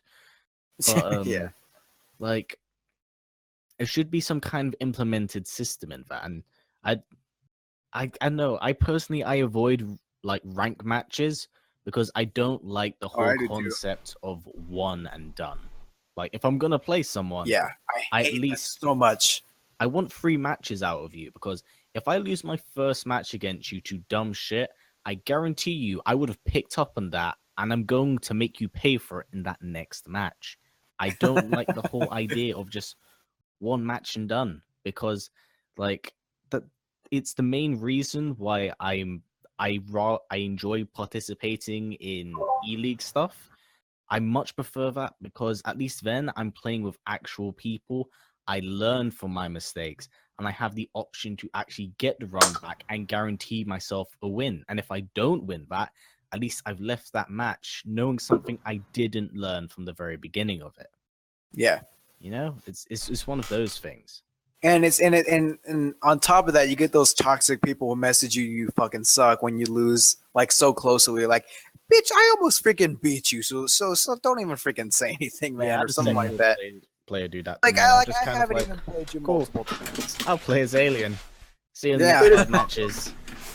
I think the quittality thing was a nice touch. Sorry? Or what? The quittality. Oh, quitad. Oh yeah. Oh, I love those. They were very, very satisfying to get. Because then you know if they actually left the game or they disconnected. Yeah. I love the idea of it. The same in Injustice too. It doesn't. I don't know. It's very unsatisfying in Injustice. Then again, it's a lot more common in Injustice 2 with how the game's kind of built, in the sense that there isn't a block button. It's always the back button. So the pacing of the game is much, much slower compared to MKX. Much, much slower. Yeah. So that's basically what I want: a ranked system or like a placement system, and best of 3. That's what I want for ranked play. No, I agree with that. Because I remember I was in the top 50 for Injustice 2 on ranked play, and then I went against Sonic Fox, and he destroyed me. And then I went back to like top. No, he went against. This was when he was playing Deadshot. Oh, that's worse. Yeah. And my stupid self during that time. So my stupid self was like, you know what? Let's see what I got to do. Let's see what my Deadshot could bring to this Sonic Fox. Let's see. And then I freaking got demolished, man. And I was like, and I messaged it because I knew he wasn't going to reply, but I messaged him like, hey, you want a rematch? And he didn't fucking respond, which is understandable, but still, man, I wanted to play again. Like, I wanted to use my best character, which at the time was Supergirl. I think it's still, Supergirl is still my best character right now. But yeah, like, yeah, Supergirl buffs. It was funny because, like, I said, like, I quoted the tweet NetherRealm put. They're like, hey, we're putting out the Watchtower for the buffs and nerfs and everything. I was like, oh yeah, my request is for Supergirl nerfed. I mean, a buff. And then everyone was like, like a group of like little, like 5 little people were like, oh, but she doesn't need a buff. She's overpowered. She's broken. She's brain dead. I'm like, shut the fuck up, man. You just gotta get a buff. No, like, Supergirl's like on release. Supergirl was basically what I could say is a Swiss Army knife. Has every single tool there, but the size of the knife was about as big as your thumbnail. She did not do a lot of damage. Did not do a lot of it. So high execution for little damage. Yeah, she has all. But the this good isn't tools. justice. Yeah. This is an MK podcast, not Injustice. But still, yeah. I'm just gonna say one thing. I'm salty as hell, and I've lost a lot of respect for Sonic Fox. Seeing him spam Deadshot over and over and over again, and yet, like, I can't really be mad at him because it's a game mechanic sort of a thing. So, but like, I fucking hate when I see people using it. I'm like, just fight me and stop fucking shooting the gun. I've been speaking to some fans recently, and I can tell you a lot of them aren't happy about all the guns in these fighting games. A lot of people hate that zoning. Zoning in Injustice is that's all it is. Yeah, large majority of the community has left already because zoning's far too prominent and far too strong. Since this patch has come out, it's not as bad, but it's still there. Didn't I tell you I joined the ESL tournament that they had on a while ago, and the very first fucking person I went up against was Deadshot, and he kept doing that. And I literally said it to him on the mic. I was like, you do know this is a tournament, that's illegal in this, right? And he just kept doing it. I was like, well, fuck you then. Like, I've video footage and all, but I sent it in and I got nothing back for it. And I was like, oh, you corrupted fuck. But how did I give him the win then? Yeah, they gave him the win. He went through and he ended up getting to like the semi-finals. And obviously, so if it was illegal, how come they didn't punish him? I don't know. I sent in the video. I said, "There's a guy spamming, like again," and then like literally, I don't know. He went through. I didn't. I got the news. If you basically win a round for ESL, basically like that's it you've won. Unless there's bad connection issues or the person's late, regardless of how that person's win, if they win that, they've won it. So stupid. Like it's in the rules. It's just how zoning is. It's just zoning in that game's far too strong. Zone justice too. That's why in this game I've learned how to counterpick. You can't strictly play one character in this game. You have to learn at least 4 or 5 different characters.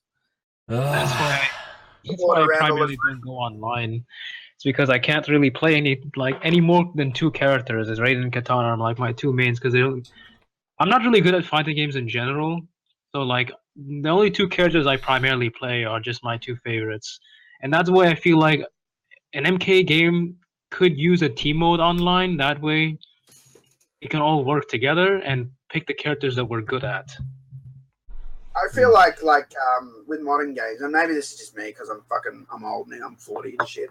But like when I was young, all the Mortal Kombat games, like you'd remember all the character moves because they were all the same. Like all the sweeps and roundhouses were the same. You just needed to remember the special moves. But now, when you play the modern games, you got to remember so much bullshit, and I can't do it. I cannot do it. So I generally just like a character like Scorpion. I'm like, okay, I'm just going to play this guy, because I don't want to learn all 50 characters. And the sweep for all 50 of them is different. Like for one character it's down, for one it's back, one is forward. It gets too much for me. Like I'm like, it didn't used to be like this. It used to be so simple and organized. And like now there's wake up attacks and roll escapes and all this crap. I'm like, and I always say to my stream, I'm like, what the fuck is all this shit? Like. That's a problem. That's a problem with fighting games in general. Yeah, fighting games, it's mostly just muscle memory. Yeah. Deception. I could pick up the next Mortal Kombat and had no problem. Up until Armageddon, sorry. As soon as like MK9 was good, I could still play that no problem. But as soon as like Injustice rolled out and MKX, it was a whole new game. Well, I wouldn't necessarily blame the genre for that. It's just MK 2011 was a lot more intensive. Yeah, I just feel like MK 2011 was more casual friendly. That's why it was more accessible for like not for people who are not generally good at fighting games. But MKX, I totally understand. It's like not a very easy game to play. It's very aggressive. You have to like It's a guessing game too. remember a lot of it. Very guessing Yeah, game heavy. Yeah. It's like I got to hit this person on the 67th frame, otherwise they block everything. I'm like, what the Welcome to fuck? frame I don't rate. see the frame Not when I great. play the game. Like you say, MK11 was so good. It was casual friendly, but it was also played in the pro circuit. So I don't understand why it couldn't stay like that. Yeah, it's mostly because the pro circuit for MK9 was actually much smaller, much smaller. I'm very good friends with Ketchup and Mustard, and I've talked to them quite a bit. And when I did meet up with them to do like an early press thing for Injustice 2, they were basically talking and telling me about how when they started originally like playing Mortal Kombat somewhat competitively, it cost them more money to actually go out there to play at the tournaments than the money they were winning and bringing back home. That, Yeah. yeah. Oh wow. I've known Ryan and Jake for a while. Yeah, I've been following them on social media and everything. But They're cool. They're yeah, cool I know what people. you're saying. But I think like if MK now was how it was MK9, they'd have the numbers now for it, because back in MK9, I feel like the pro circuit was still kind of It was in the building kiddie up, pool. even though it was there. You know what I mean? Whereas like MK was kind of done, Yeah. you know. Whereas now, like, it's included. I think if it was like MK9 was now, it would be even more popular. Hmm. I don't know. What do you think? Think I'm wrong? I don't know. The thing is, it's one of those where it's. I would say I'm not saying MKX is very friendly, because they added a lot of stuff to the game which made it quite different. That run button was a mass. I'll be honest with you. That run button completely changed up the speed of MK9 to MKX. Completely changed it. Well, everyone was rushed down in MKX. everyone was rushed down. Like you could do special move cancels, for example. and that Oh my complete- god, I that hate would, doing those. Let you apply more and more pressure. The game was heavily aggressive, very, very fast, and required like snap finger like reaction time. Really, really Yeah, fast Exactly. stuff. Like that's what I said. Like it's just a guessing game. That's all Yeah, That's like- all it really is. And I don't like it. I don't like MKX's gameplay. Like it was one of those things where it's a lot faster. Like I personally enjoyed the game a lot because I like the fast pace compared to what is in Injustice. Because Injustice just it feels too slow for me. Well, the first one was hecka slow, but I don't think the second that's one supposed is to- suffers from that. Believe it or not, Injustice was somehow much more zone heavy in the first game. Like let that sink into your mind for a second there. But I'm just glad that at least the pacing now is a little better. But back on the topic of the gap between MK9 and MKX, there is definitely a difficulty gap. And I think it vastly comes from the incorporation of frame data and esports, which started to be incorporated into games at Injustice 1, on top of the fact that there's obviously money in it, and they want to make things exciting. They wanted to basically put the beast that they originally made on steroids and see what happens to it. And that's what MKX eventually became. It became this super aggressive, crazy intensive kind of 50-50 mix-ups, special cancel moves. It's Yeah. a massive jump from what it was in MK9. So I can definitely understand the massive gap between what they had then and what they have now, because it's definitely And do very you different. think that that's affected the game, like the player base? Do you reckon now it's only catering for pro players?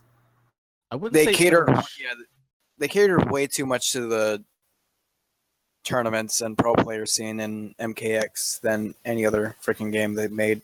I'd Yeah. say Way too much. That's what I think too. that it is I'd say that personally, from what I can see, it is 50-50. But the thing is, if you are not interested in continuing to play that game beyond its story mode and against your friends, you're not going to have a good time. Yeah. You're really, really not.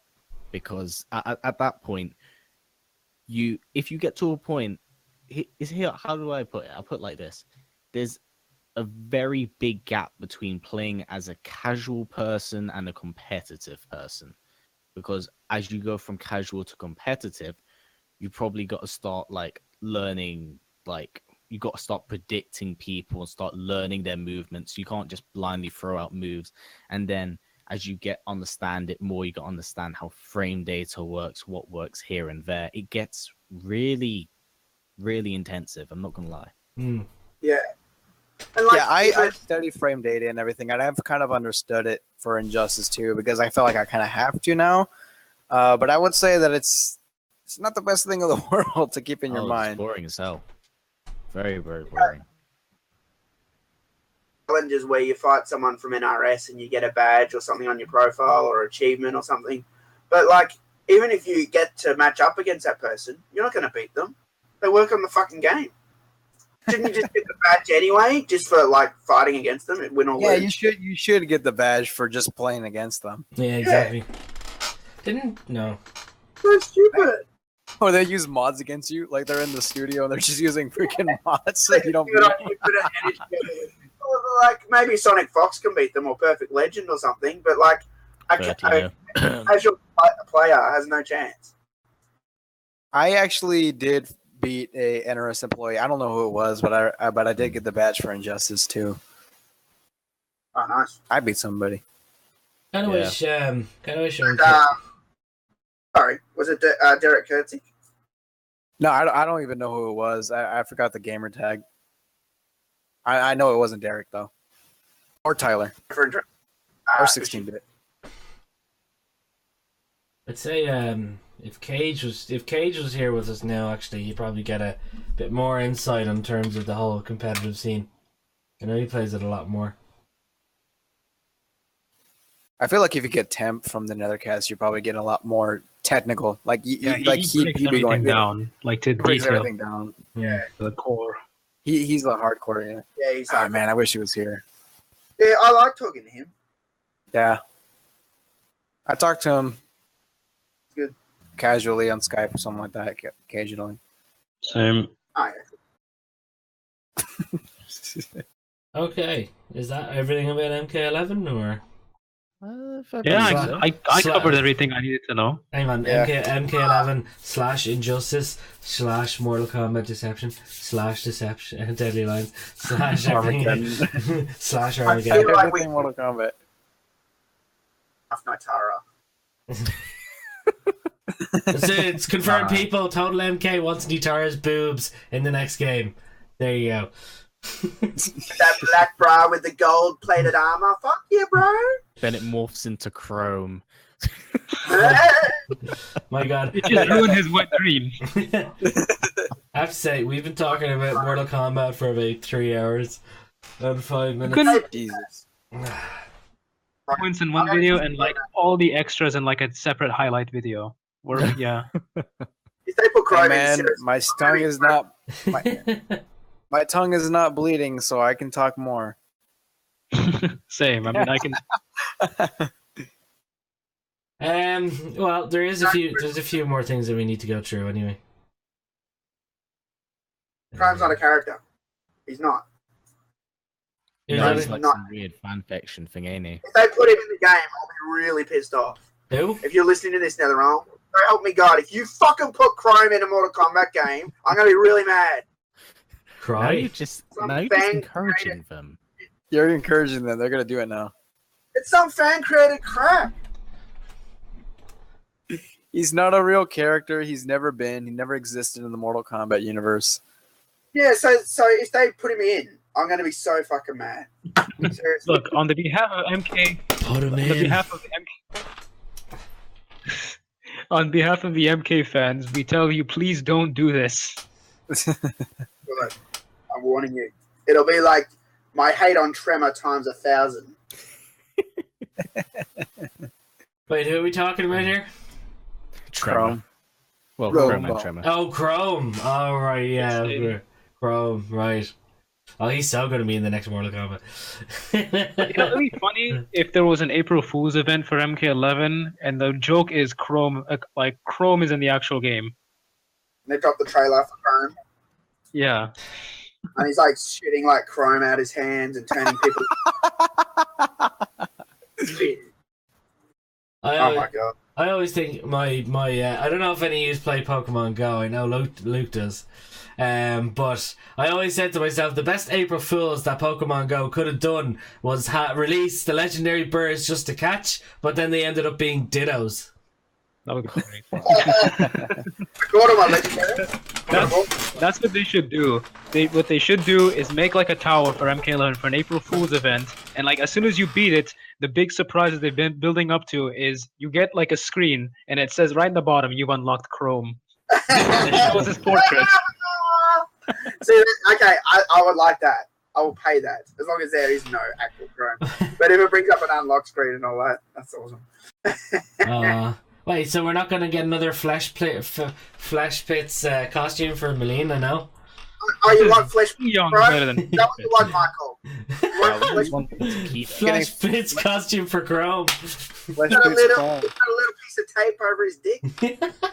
Flesh Pits costumes for everyone, the entire cast. Hooray! I mean, you sort of have that for Ermac. It's called his mummy outfit. Can't wait to see it for Baraka. Yeah. Now you reminded me of this fan art where it's literally Melina, but it's Baraka. Like it's MK 2011 Melina, but it's Baraka's head on it. Oh god.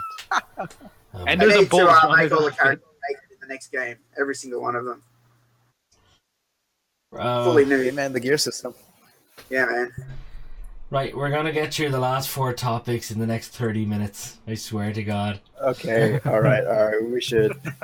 Right, we already talked about this beforehand, but let's try and get it a bit more. Mortal Kombat on VR. I wouldn't be opposed to it. I just have no idea how they would pull it off. Okay, well, I was saying this earlier to some of the lads. The HTC Vive apparently brought out their full body kit motion sensors now. So you attach stuff to your feet, to your hips, to your chest. You've got the headset on, and you've got the things in your hands, and you're able to literally physically move the entire body. But as someone else pointed out, VR is extremely fucking exhausting.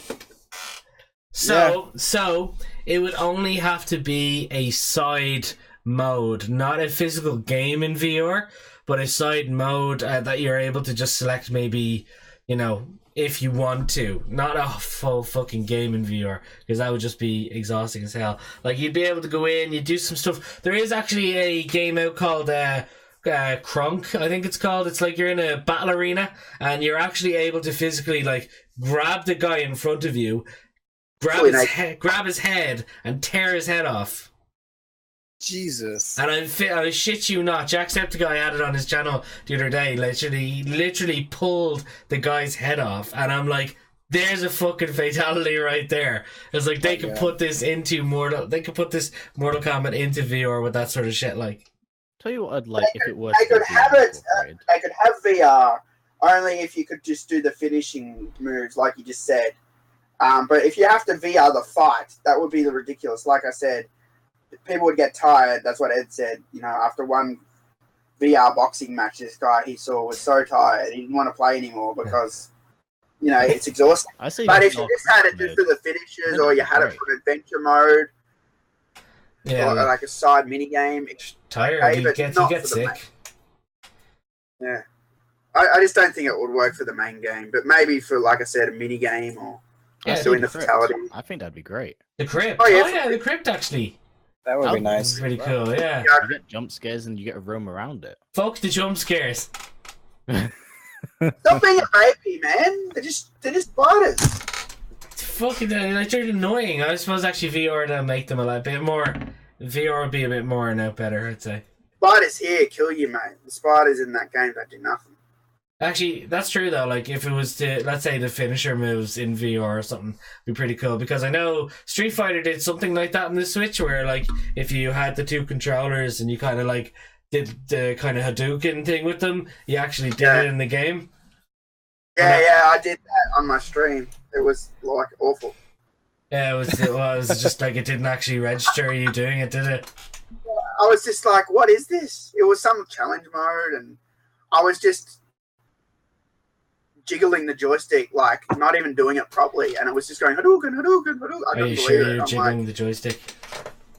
yeah, you came in. He's like, "What are you doing?" I'm like, "God, this is hard." He goes, "Wow, it's shit." I'm like, "I know." Wow, it's shit. Yeah, I know. Okay. Here's what they. I did the Street Fighter stream like to show the game, like, you know, but I do think Street Fighter gets a pass from everyone that it's this awesome game, but the AI is garbage in that game. Mm. Which Street Fighter are you talking about? Any, but I would start playing Street Fighter 2, the final challenges on Switch, and I literally beat the whole game pressing one button against the AI on default difficulty, which is medium or something. I beat the whole game with Chun-Li pushing the kick button, and I'm like, how is this good AI? This is garbage. Everyone's like, "Oh, you got it on easy," and then I showed them, I'm like, "No, I don't. I got it on medium," and then I put it on the hardest difficulty, and I couldn't do it. Still, like a standard medium difficulty, I beat the whole game pushing one button. Okay, so here's what I think the VR system, or yeah, the VR thing should be, like how it should be implemented into MK, and if it were to be, this is how I think it would go. Obviously, there's probably going to be, it's not going to be in the main game, so the VR won't be contributing to the main fighting and everything like that, like the standard of what it is now. What I feel like they're going to do is that they're just going to have exclusive only available in like that disc. Like that disc is only exclusive for like VR play. So there'll be specific modes on that disc that it's only on that disc for the VR. And it'll be enough to like kind of like, it'll be enough modes to be for with like the regular stuff that comes with them, or that comes with like, you know, NetherRealm fighting games like rank play, arcade, and everything like that, you know. So enough modes, but it doesn't contribute to the main game. But it's like enough for somebody to have a good time enjoying playing the VR version of Mortal Kombat. Yeah. Be cool to have Scorpion right in front of you and you'd be giving him high fives. Oh, sorry. Because like, if it were like, because if it were one or two moves, then the price would be like a freaking ripoff. Because right now it's like maybe like, so it's like so expensive. So if it's like one or two modes just for the VR, it'll be that the price will just be a ripoff. So obviously they're gonna have to match up with the standard price of the VR. So that's why I gotta feel like they're gonna have to have a lot of modes that is exclusive to VR play, like, or the VR version of Mortal Kombat 11. You know what'd be great in VR if I could like feel up Katana. Yeah, I knew he was going with you there. You knew I was going here. You knew I was going here. Like, did you guys happen to see the video? There was some guy playing, I think it was Star Trek, and he was like feeling himself up because he was a female character. Yeah. And then he started backing up. What the fuck? Everyone could see him in the game. They could see his hand going up and down because it was VR registering it. If I was in MKVR fighting Katana, I would not fight back. I would just let her beat me. Be like, yeah, come on, hit me. Hit me, I know you want to. This is my fetish of you hitting me right now. Give me the kiss of death. The kiss of death. Is that where they take all your money away? Alright, stop. Kiss of death. I hate the kiss of death. Alright, anyone else? I don't Yeah, know. in conclusion, I don't think they'll do it, but I feel like it could work in some way that is separate from the main game. Yeah, and I agree. Like I was saying, a side game or its own adventure mode, but not where you're fighting and doing moves and shit. It won't work. Yeah. I'd still buy it. I don't care because I support MK all the way, but still. Yeah, no, I wouldn't want to play. It was like when Mortal Kombat Armageddon came out on the Wii. Yeah. I love that because like Midway were really good. They sent me promo copies and they sent me all the things. They sent me all the moves, even how to do every motion with the Wiimote, how to do every fatality, which is still up on my website. But when I got the game, I couldn't fucking do it. I tried. I followed the instructions. Like I would get like maybe one quick fatality out or something. But I watched a video of a guy, and he did every motion like, and it would register it perfectly. But like when I try and do it, it would get confused, or I'd have to repeat the motion over and over again. But I've seen videos of guys doing like every motion dead on, 100% perfect, and doing ultimate fatalities and that. A precursor to sort of VR, and I think even like Ed like laughs about it now, because I don't know if you guys watched the Jeff Gerstmann podcast, because everyone watched the Jeff Keighley podcast at E3. I haven't. And that podcast was really kind of average, but or stream or whatever you want to call it. But if you watch the Jeff Gerstmann one, it's really relaxed, and he talks about MK a lot and Injustice a lot, and it's real relaxed environment, and it's real funny. Jeff Gerstmann brought up Armageddon, and Ed just laughed. He's like, "Oh, that's right," you know, because he was doing the moves. Remember when you did that video, you know? And Ed was just laughing because, you know, he must think it's real bad sort of thing. But oh yeah, like you said, I just don't think they'd go down that path with what they got now, unless it was side mode or different game. Yeah. Yeah, true. Anyone else to add on to the VR, or we skip it? Next one. Nope, I'm good. All right then. So the next one, the Mortal Kombat movie. Oh no. Yeah. Oh no. Yeah. Feel you're in a melody. You're in a melody. You're in a melody. I Well, said it once and I'm gonna say it again. If it's dark, gritty, desaturated, I'm gonna be mad. This is like, Directed by Zack Snyder. we've heard absolutely nothing about it up until, what was it, yesterday, the day before? No, sorry, 5 days ago. The director of Annihilation was talking about who's meant to be doing the reboot, which is your man apparently who's directing the Aquaman movie. Yep. Really? Hey, Yeah. hang on, Leonetti. Wasn't it James Wan? Yeah. Was he Yeah, James Wan. Oh, he was the producer, I believe. I feel who like was- he's gonna go. He's gonna go up to director. I don't feel like they're gonna, because that other director that came in, that was actually he said he was in talks. They never said that he was the director. So I feel like what James Wan is actually, I feel like they're gonna promote James Wan to the director's chair if Aquaman does good, because I feel like they don't want to set on a director because they want to play it safe with all their DC movies and everything. So I feel like what they want to do, and New Line Cinema is actually the movie studio, but still New Line Cinema is owned by Warner Brothers, I think. So still, I feel like they're gonna say like, okay, we're gonna put you as producer on the MK movie, but if you're gonna prove really, if you do really good on the Aquaman movie and it's all good, we'll put you as MK because we trust you with we trust you with our characters. That means we can trust you with some of the other characters that we own, which is the Mortal Kombat characters. And I think they understand how passionate we are and how freaking furious we are for a movie for MK. So I feel like James Wan is probably going to be a director sooner or later, and I'm sure the Aquaman movie is going to do fine. James Wan is a fantastic director. He's a mastermind. Yeah. So all in all, if James Wan directs it, which I'm sure he will after the Aquaman movie, which will probably do well, I have high hopes because he's making his freaking Aquaman like he has like a colorful Aquaman costume, like his pants are green, I think. Yeah, when I spoke to Christopher Lambert, he said that they're writing the script. He was adamant about it. So he knows that they... Oh, he read it? Yeah. Oh, nice. Shoot. I was Oh, going that's to awesome. question, but I'd already been given the fucking wrap it up signal from PR. Do you know what I mean? I wanted to follow up that question more, but he probably wouldn't have said anything about it anyway. But he said they're working on the script.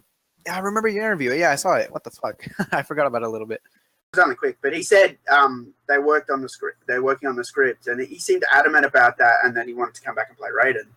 And I've also heard that they've been working on the script a lot, and James Wan's down as producer. But I've been adamant telling people that someone being credited producer means nothing, because yeah, it does. I don't want to say I'm an expert, but I know people who've worked on movies in Melbourne. I've worked on some semi kind of big productions in Melbourne, not Hollywood, like productions that had big names in them. Friends of mine are movie creators, and I've been on set with them and stuff, and we'll talk movies a lot, but producer means nothing. Director means everything. Yeah. Do you know what I mean? Yeah, You can be a producer if you say, I think that car should be green and not red. And then they'll give you a producer credit saying that you contributed to the film. And that's why sometimes when you watch a movie, you see executive producer, executive producer, executive producer, executive producer over and over again. But there's only always one director who has the final say. So, it's, like you said, James Wan is a great mastermind director. But he is busy with Conjuring and these horror films, and if he can get through it, and Warner Brothers give him that chair, it'll be a great movie. I have no doubt. But I still think I just got this feeling that they're not going to let him direct it. I just feel like they're going to make it a cheap production, and they're going to give it to someone else. I don't know, man. James Wan has been saying in interviews, he said, I want to take my time on this. He actually speaking like a director, he's speaking as a director. So I don't think in any way they're not gonna let him after the success, inevitable in my mind, inevitable success of Aquaman. There's no way that they're not gonna let him direct freaking Mortal Kombat. Well, he loves Mortal Kombat, yeah, right? That's his thing. And that's why he's been saying those things. He'd love to be director, but they haven't made him director yet. But like you said, you have a point. If Aquaman does well, then maybe they'll look at putting him in that chair. But I still get the feeling that then they have to pay him a whole lot of money, and they're gonna try and make it cheap. They always do this with Mortal Kombat. Look what they did with Legacy. They fucked that up so. God. And that fucking. I'm kind of annoyed at that Kevin Tancheron, because he came out and said, I'm the biggest Mortal Kombat fan, and then he's walked away from it without so much. I have no interest. What the freak? Warner Brothers probably said no, but at least come out and say they don't want me to do it anymore. But instead he said nothing and went on to work on Arrow and Supergirl and all the Warner Brothers stuff. He's now like the Warner Brothers golden boy. But that original concept for Mortal Kombat Rebirth was so good. I know we were just joking about how gritty is getting annoying, but if they made that Mortal Kombat Rebirth into a movie, I'd fucking watch that in a heartbeat. And instead, they come up with Legacy, and it's trashed it. It had promise. Legacy had some promise, but they didn't even continue it. Man, they finish on it to be continued, and they don't even continue it, and they don't even say why. And that makes me angry. Remember that MKX Generations, that MKX live action series that's supposed to happen? Yeah, that's canned. It's the end of season 2 of Legacy is to be continued. No, it's not. And aside from that, they didn't. They made that Generations thing, and it looked like a fan-made project. I mean, I know it had some big names in it and stuff, and I'm not hating on it, but it didn't seem to have proper production value sort of behind it. The costumes look like cosplayers. Scorpion looked like a cosplayer. I don't want to bag on it because it's okay to do cosplay. It's okay to do cosplay. I always think that's great, but it wasn't the next iteration of. Still, And I've been telling everybody I've been waiting since 1999 for a Mortal Kombat 3 fucking movie. That's 18 years, guys. 18 years since we've had a movie on the big screen. Just to get my thoughts out on an MK film. Aside from visuals, I really hope they get the story written right, because for some reason they always get the story of MK1 wrong. Hell, even the NetherRealm Studios got their own MK1 story wrong. 2011 told a really shitty MK1. Yeah, fuck MK 2011. Yeah, well, sorry. And Legacy did theirs wrong too. It's not even a tournament. It kind of felt like a weird free-for-all, Hunger Games kind of. Yeah. It didn't really matter. That's why I'm hoping it's. Ironically enough, MK1 is the easiest story to tell of all the series. I don't understand why they keep getting it wrong. First Mortal Kombat movie is so great because they got the story really big. They get on the boat, they go to the island, and they fight. They don't have all this other shit. Yeah. And that's why that movie is so great. The first Mortal Kombat movie was perfect. Wait, what? Sometimes simple is better. I think the problem is that when they started to bring in Legacy and all this stuff, is they tried to overcomplicate all these crazy character arcs that needed to get tied up from the first season. When in reality, no one was kind of asking for that. Yeah. Like, I know being affiliated with the Cyber Initiative, like that's stupid, man. Come Like, on. Sonya Blade isn't even in the island. It's Striker, Ermac, because like we didn't get to show them enough in the last season, or Sub-Zero not show them at all. from a BMX competition, and he shows up on the island. Oh god, I'm getting flashbacks. Vietnam flashbacks about that goddamn fucking biker outfit. But you know what they were gonna make? Birth was such a fresh take on the Mortal Kombat idea that there was this underground tournament going on in Deacon City, and Jax and Sonya were like these undercover cops, and they wanted to stop it. And the only way that they could stop all these killers from having this sicko tournament in their city is to recruit Scorpion to go in there and kill everybody. Premise was interesting. I'm not entirely too happy with a bit too much how far they went with the realism of it. Yeah, It yeah. kind of That's takes where away the mystical aspects. that's where it of gets it. But indifferent. That's why I'm indifferent with Rebirth. But it was so good how they had Johnny Cage in there, and like he was undercover, and then those I fights like that stuff. were good.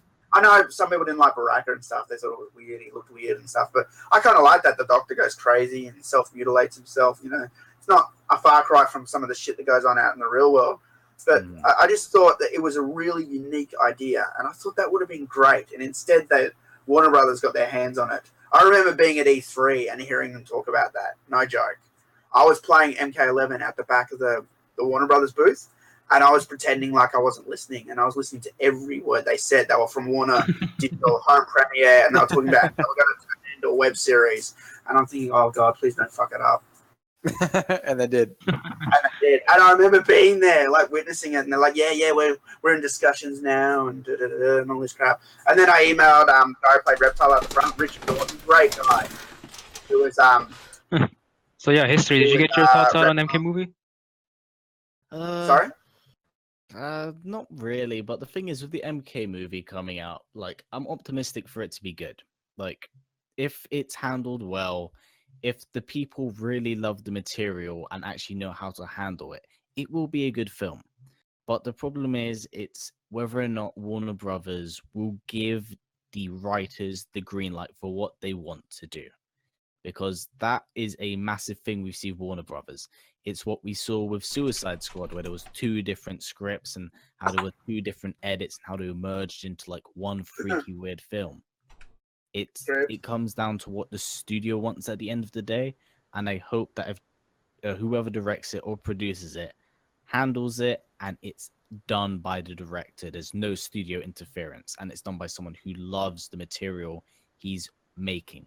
Because when stuff like that gets in the way, you get something like Suicide Squad or Batman vs Superman. It's all over the place, and that's something it was so we bad. didn't want. Yeah. Suicide Squad was so bad. So bad. So But, all I'm you gonna know, say is I just want it to be handled by someone who loves the material and no studio interference, and it will be a sound film. James Wan. Sounds fair. Still don't reckon I'll give it to him. They're probably. I don't know.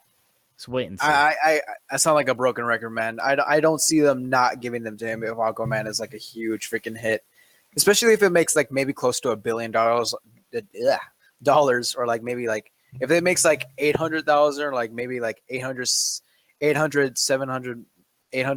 million or something like that. 800,000, fuck, 800 million or something like that. There's no way that like they're not gonna give him that project to just like handle it. They'll give him some other project. They'll give him the next fucking Justice League superhero fucking other superhero bullshit movie that they're coming up with. Yeah. I don't know, man, but like he'll say, "I want to do Mortal Kombat," and they'll say, "Nah, we're giving that to some fucker we've never heard of. We want you to do Justice League 6. That's the movie you're going to be doing."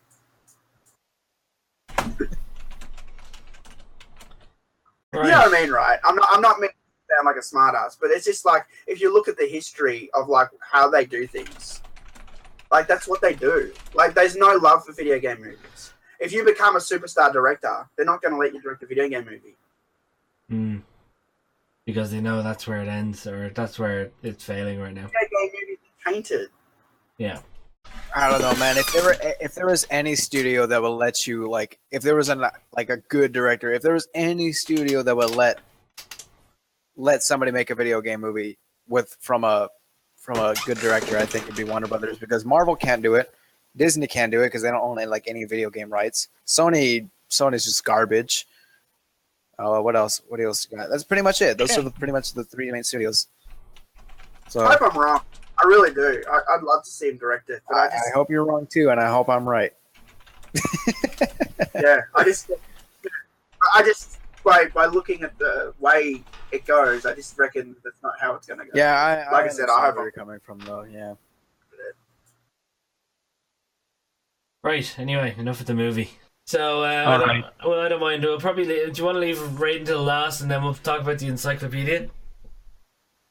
I can say about Encyclopedia Raiden. first because Okay, yeah, Encyclopedia. All right. It's a good book. Signed a petition. Right. So next topic. Yeah.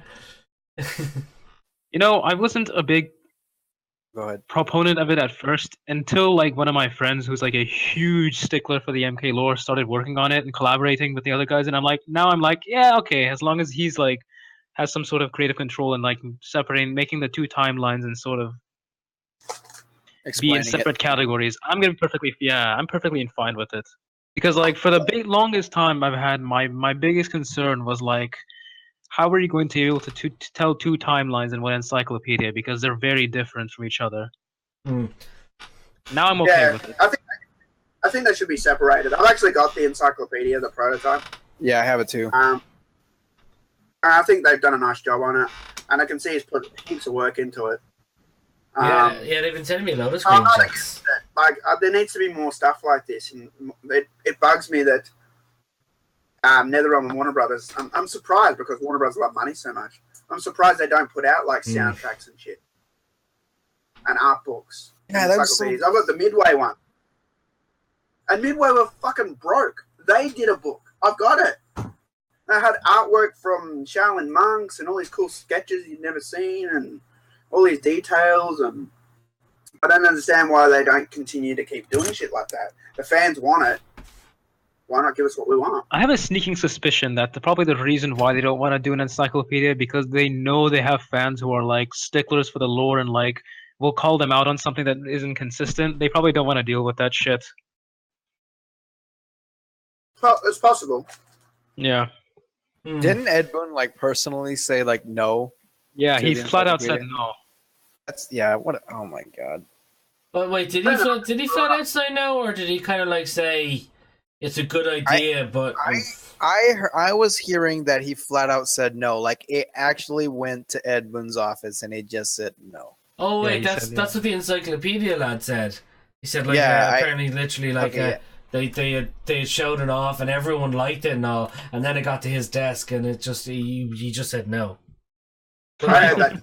but like it's not like him to say no, because he's all about the community and stuff. That's what I mean. I heard that rumor too, but I don't know if it's true or not. Yeah, I heard it from somewhere. I'm not confirming anything. I'm just saying. Like I heard it from somewhere. Yeah, same. Not confirming anything either. Well, anyway, at the bottom line, guys, is the link to the petition is down below. Go sign it. The Encyclopedia book is definitely worth backing if we can get this book out. I know every fan would love to own it, and I'd say any new fans and all would probably love to buy it as well.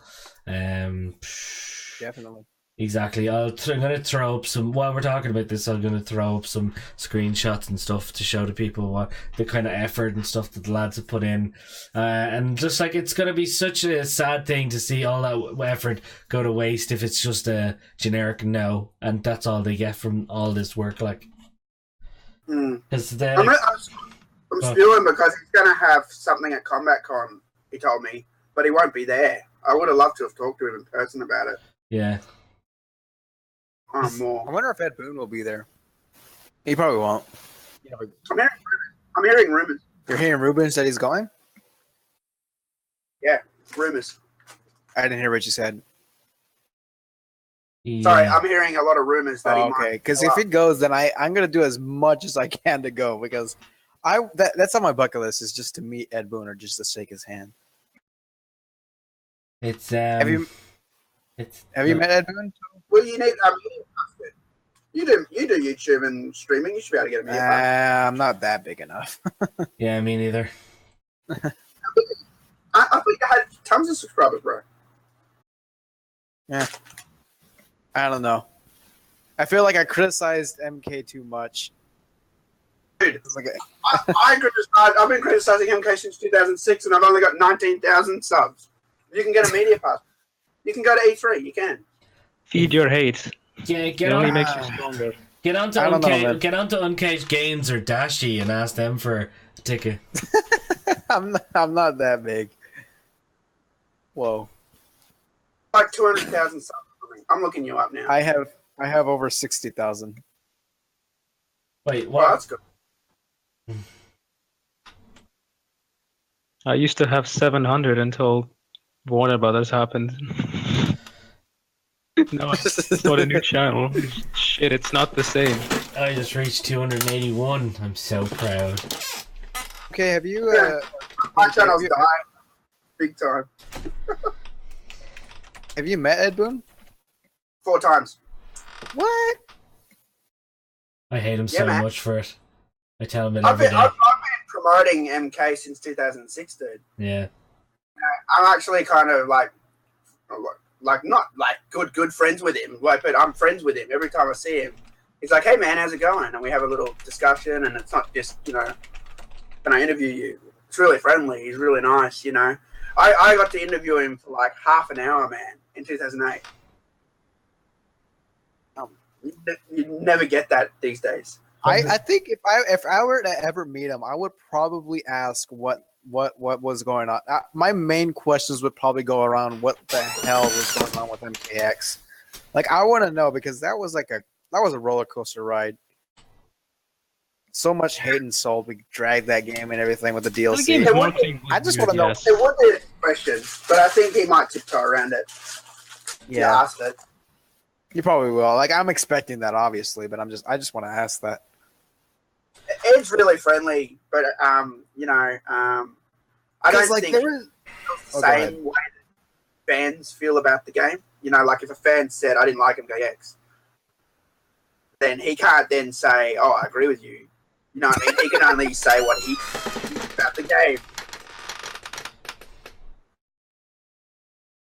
Pain Train, your chair is so fucking loud. Yeah. I thought that was BruskPoet for a second. One of our friends, they keep giving Brusk shit because his door is, so creaky. Like, every time we on, he opens the door, it's like, yeah. But yeah, I love meeting and speaking to Ed. Like, Stop rubbing it he's in. real friendly. He always does. When you ask him questions, he always does his best to answer them. But I'm saying he can't answer a question always the way people want. Do you know what I mean?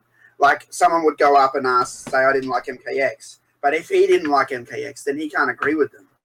And then a lot of people then say, "Oh, he's just tiptoeing around the issue." But liked the superhero games, MKDC.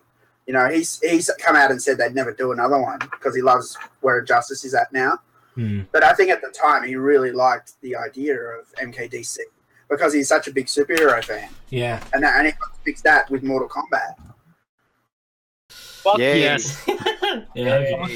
Okay. So, Raiden and Characters Justice. coming to Injustice 2, and I am possibly the most hypest.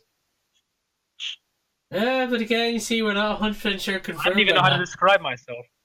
Come on, at this point, he's undoubtedly confirmed. You have Richard Epcar retweeting constant freaking tweets about Raiden and Justice 2. I can't wait to see you. I can't wait to see you.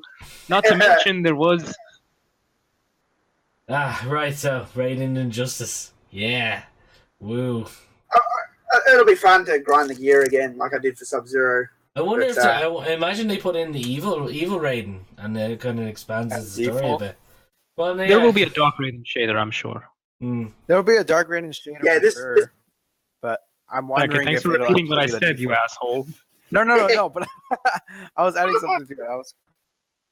I was gonna say, I think like, oh, go ahead. have MK1 Raiden, MK2 Raiden, MK3 Raiden. They'll have a whole lot of the classic skins in the dark one. You have to change I'll probably just have like MK1 and 3. And then And that's probably the it. rest will just Because be he- toys and shit. Yeah, the rest will be freaking robot shit. MK3. Bro, that shit. He wasn't? Nope. No, he was in every MK game except MK3. Oh, He's in okay. the screen. Only. Yeah, UMK3. No, trilogy. He wasn't even MK3. UMK3 He was either. on. He was on Are you holidays. serious? I thought he wasn't. Okay, I'm done. I'm a fake MK fan. You're a fake Raiden fan. Get on my level. Raiden. You could heard have it the- here you could first on Pain Train's podcast, ladies and gentlemen.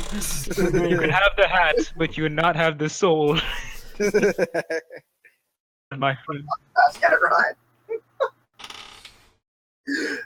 I will teach you the ways of the blunder. I'm just joking with you, bro. Right, folks, that is it for this podcast today. Thank you so much for listening. Jesus, if you made it to the end, fair play to you, honestly. Thank you to Ishi, thank you to TotalMK, thank you to History Behind the Warrior, and thank you to BruskPoet for all coming on, for chatting with us all that amount of time. And, like, honestly, guys, you can tell from what we've mentioned now over the past 3-4 hours, we all love MK. We all want MK to thrive as much as possible. We want MK to be around for the next forever. But we want it to just get better, get better as it goes along. It has done that. It does lack a bit on content and stuff, as we said.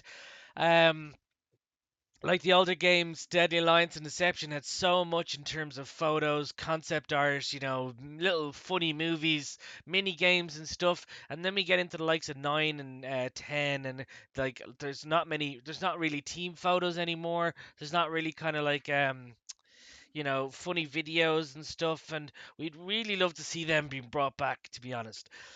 But anyway, thank you all. If you guys want to check out any of the guys who are on Ishi, TotalMK, History Behind the Warrior, or BruskPoet, I will leave the links to their Twitters, to their Facebooks, and to their YouTube channels in the list below. Subscribe if you liked. My name is Pain Train, and that was our Mortal Kombat 11 podcast. Thank you guys so much for watching, and see you guys in the next video. Bye-bye. Finish him!